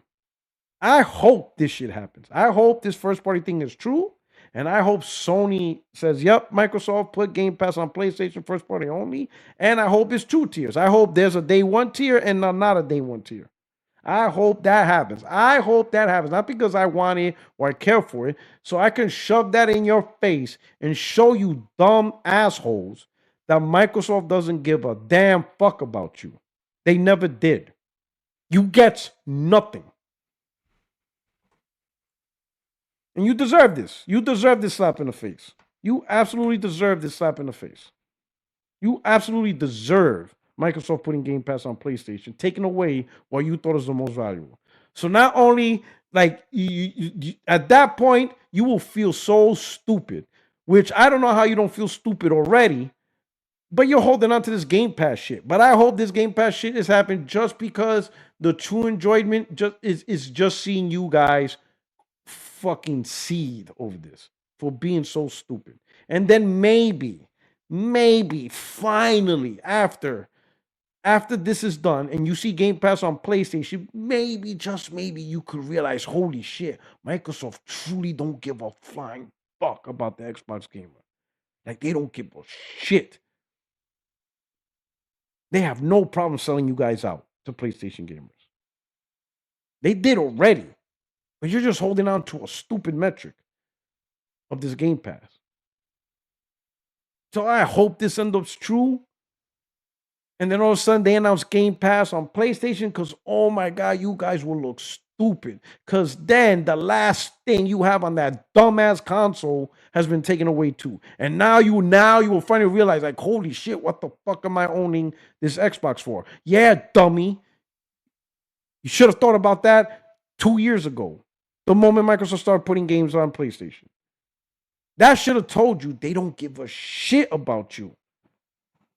You guys tweeting Asha Sharma, bring back exclusives. She's looking at you like, shut the fuck up. She's not even reading those tweets. She ain't reading no goddamn tweet about giving you more as exclusive. You're about to lose Game Pass, let alone get exclusives. Like, bro, you guys, like, yo, I don't understand how the hell these Xbox dudes still hype Xbox, bro, when Microsoft shitted on you guys. Yo, PlayStation got Microsoft Flight Sim in VR on the console. PlayStation gamers got it in VR. You don't even got that shit on your Series X. You have to go to PC to play that. You can't enjoy Series X Flight Simulator in VR. Like, bro, that shit is wild. And you guys don't see that shit, bro. Let me show you. Let me show you a conversation I had. Here's a in the same conversation, right? I said, you know, me and Craig Harris, we've been talking about this for years. Me and him talked about this years ago. This would be the only way Sony would allow Game Pass on PlayStation. What a slap in the face this would be for Xbox fanboys. Their last shit talking point taken away from them, right? And then, wow, I've been playing Spider Man and DCS all day. Yo, Craig says the most random shit. He goes, why would Sony do this when they can overcharge PS fans for Xbox games? Now, this is A Balls. He's a hardcore Xbox fan, but I don't think he understands what goes on in gaming. He says some of the weirdest shit.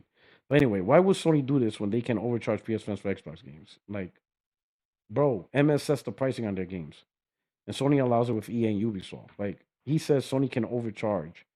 It's Microsoft that set the pricing. The publisher sets the pricing of their games. Sony just gets the 30% cut. Sony doesn't set the pricing on third-party games. That's why Starfield's coming out at $50. If Sony set the pricing, they probably would have done 70. But like, you see what I'm saying? Like, this guy, like an Xbox guy who defends Xbox, doesn't even know who even sets the pricing of the games. You see the community we're dealing with? They don't even know who actually sets pricing for the games. Anyway. In the replies, he comes back, EA and Ubisoft don't have consoles. Why would Sony cut their lifeline when they depend on that 30%?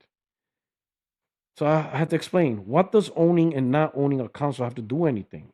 EA has a subscription service and Sony allows that on PlayStation. By your logic, Sony would not have allowed EA to have their service given how well Madden Football Club and college sell. Right? He's saying that Sony relies on 30%, so they wouldn't allow Game Pass. But EA is pretty much Game Pass for their games. It's literally the model.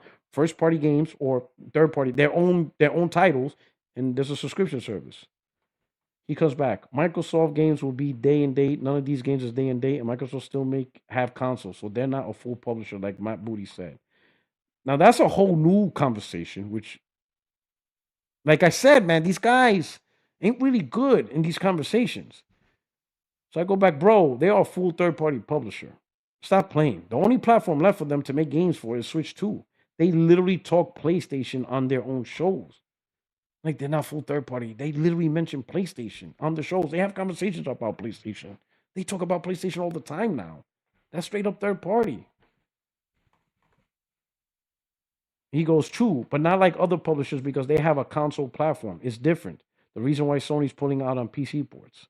I really don't understand that. He says true but different. Like, that doesn't make sense. But anyway, I replied to him saying having I meant own, but I put win. Having their own console doesn't mean anything if they are not making the decision focus on their own console. And then I'm clear on that. I think that's pretty clear. I think you guys can see the clarity on what I just said. Having their own console doesn't mean anything if they are not making the decisions focused on their own console. Xbox fanboys, you keep saying, oh, they're not third party, they have their own console. It doesn't mean anything when they're not prioritizing the console. What's the point of having their own console if they're not making the decisions? They're not making their own console the main effort. Doesn't mean anything. You have your own console, but put all of your games on the other console, even day to day. Again, doesn't mean anything. Again, having a console doesn't mean anything if you don't make it the priority. You have to make it mean something. He comes back and says, let's go. He says, if it doesn't, why pull games from PC? Why Sony still not putting their games on Xbox if it's a non-factor? Just because they're putting games on other platforms to make more money doesn't mean Microsoft isn't forced on the hardware. You know that, right? He must completely understand what I'm trying to say. So I had to reply for him, and I had to be vividly graphic so he could really understand. Having a console is a non-factor if you put your games on another console. It makes the console pointless. Sony pulled the games from PC and not putting games on Xbox because it's a factor. So I put it this way. Let me put it this way. If a dude is fucking your wife, is she really your wife? And of course, Craig Harris is like, what the fuck? Craig, you have no right to look at me that way with all your Chocolate Thunder references. And notice he didn't reply back. Sometimes I have to be vulgar to get the point across. If your wife is fucking another dude, is she really your wife? Technically on paper, she's your wife. But is she really your wife? Paper-wise, yes. According to the law, yes. But is she really your wife? Xbox has console hardware. Okay, technically they do, but does it mean anything? When Microsoft is putting games on PlayStation, when Microsoft actually gives PlayStation shit you can't even do on their own console? Listen, this is the reality. Listen, and I'm going to be vulgar. Not only is the other dude having sex with your wife, she's doing things with the other dude she won't even do with you. She's not giving you no blowjobs. She's giving the other dude blowjobs. She's not letting you hit it from the back. Missionary only. The other guy gets a hit from the back. And then if that's not enough, her sister is also fucking the other dude. So it's your wife and your sister-in-law fucking the other dude. You can't even get the sister-in-law either. So the other dude gets blowjobs, he can backshot, and he gets the sister. You got the wife, missionary only. Is there any, am I not making it obvious? Is there any way for me to say it, Xbox fanboys? Can I say this any other way? You are the husband, missionary only. PlayStation's the other dude, missionary, backshots, blowjobs, and the sister. And your sister-in-law at the same time.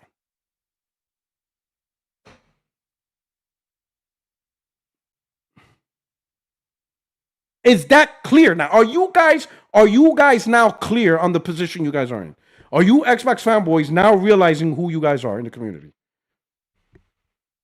I can't make this any more clearer for you guys. That is who you are. You are the husband. You have sex with your wife, missionary only, that's whatever. When she leaves the house, she's with a PlayStation dude, missionary, backshots, blowjobs, and she makes sure she brings along her sister. Okay? Like, I can't, there's no other way for me to, there's no other metaphor for me to use. I got no other metaphors. If you can't, like, there's nothing more I can do.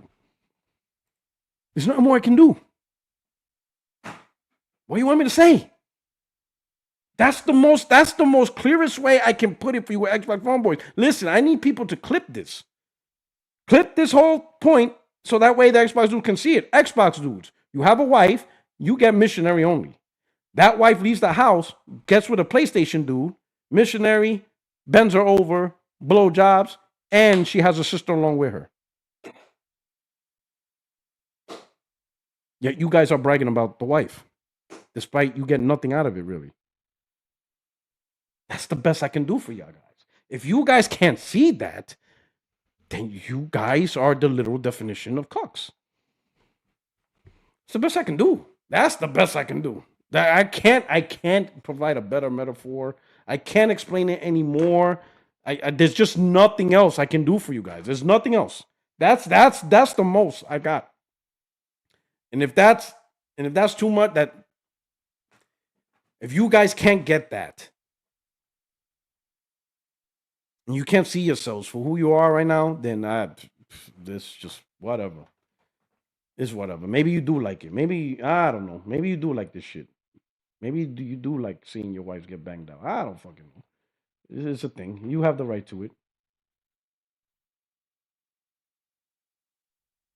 You know. Mm.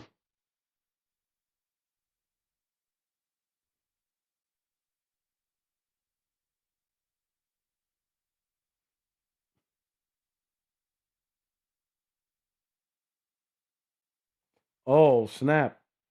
It's already happening. 6 hours. I literally bought a PS5 and PS4 Pro. Not gonna tell you. Not gonna tell y'all to do something I wouldn't do myself. Price increase April 2nd. The link is right there. Oh shit! It's already happening. Oh shit! Wait a minute. What the hell? Hey yo, that thing says payment decline. Yo, yo, no. Hold on. He's like, nah, dog. Nah.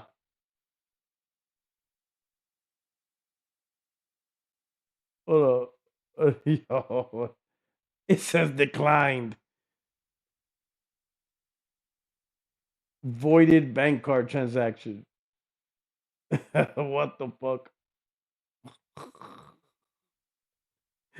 Ah, yo, you nah, dog. Nah. Yo, we don't claim you, dog. You yo, that's an Xbox dude. Yo.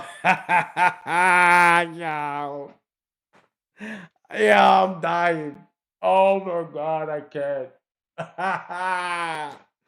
That motherfucker, yo, you know he hitting up a gas station. You know where he gonna be at tonight. He got his Nike tech suit ready, son.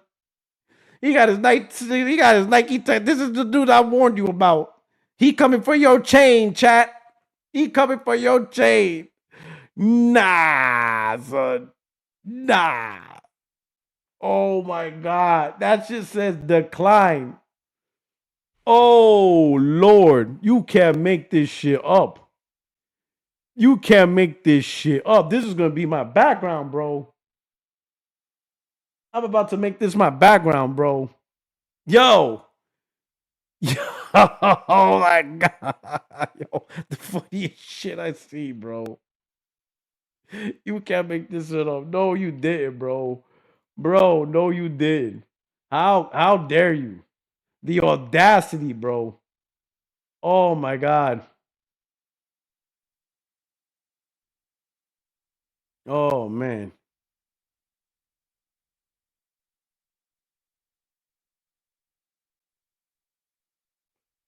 Oh my god. That shit's wild, bro. Yo.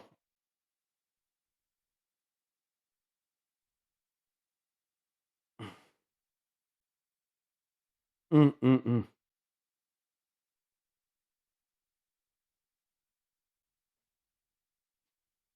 Oh. Let me bookmark this. This is gonna be interesting. This is a good bookmark. Here you go. Delta. 1169. $900 in GTA 6 still being 30 FPS is crazy. Ooh. Ooh. Okay, buddy. All right. Down that hill.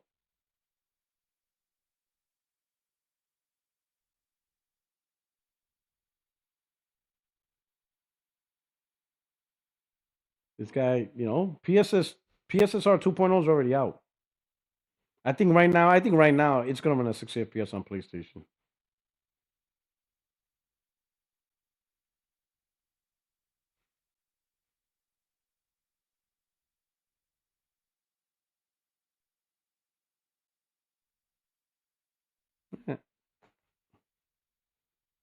Mm. This, this is a good point. Hardware sales will be in the toilet after this. Yeah. Anyway, so good stuff, man. Good stuff. Let me check. Let me check the view activity before. You know what I'm saying? Blah, blah, blah, blah, blah, blah, blah. Oh, wait, where we at? Here we go. All right, yeah, I think that's it. Yo, I covered all the topics still early enough, stuff like that. So I'm just gonna wrap this up, man. I want to say, hey, man, thank you so much for rocking out. It's a good time. We got to see some credit cards get declined on this podcast. You know, speaking the truth about Xbox and stuff, and talking about PlayStation stuff like that. But yo, I want to say I really appreciate you guys for rocking out. If you don't mind, before on your way out, please hit the like button. If you're new to the channel, welcome. I hope you enjoyed the show. I would like to see you on Tuesday, 8:30 p.m. Eastern Time. 60 Frames No Like podcast. Got a great crew, got a great panel, great conversations, a really great group of gamers and everything. And we just have a great time and have a good conversation. A lot of the people in the chat are there as well. Really appreciate you guys showing up. I hope you enjoyed the content stuff. And again, if you're new and you enjoyed it, stick around, hit subscribe, share this out. Really, really appreciate you guys. Thank you so much. I hope you enjoyed the rest of your Friday. For some of you, it's Saturday, out in the Pacific and stuff. Enjoy your weekend. Be safe. Enjoy gaming. I bought my Samsung S95F. I gotta wait a minute for delivery, but I couldn't handle the TV no more. I couldn't. My pro looked at me like it's like my pro would look at that 4K TV. It's LG, but it's not really all that. And that pro's like that pro was looking at me. Every time I turned it on, the pro was like,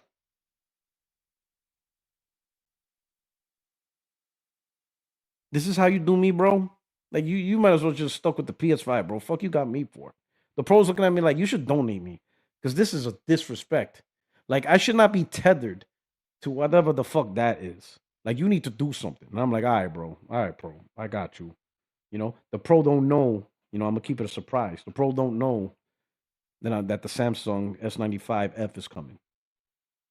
So I'm still gonna pay the pro. And still gonna be pissed off, but I'm not gonna tell it nothing. let the pro get surprised. But that motherfucker's mad. That motherfucker's like, this motherfucker, bro. You know what I'm saying? But anyway, hope you enjoy the podcast. Your only friend is YouTube Street Puertorock77. I'm out of here. You guys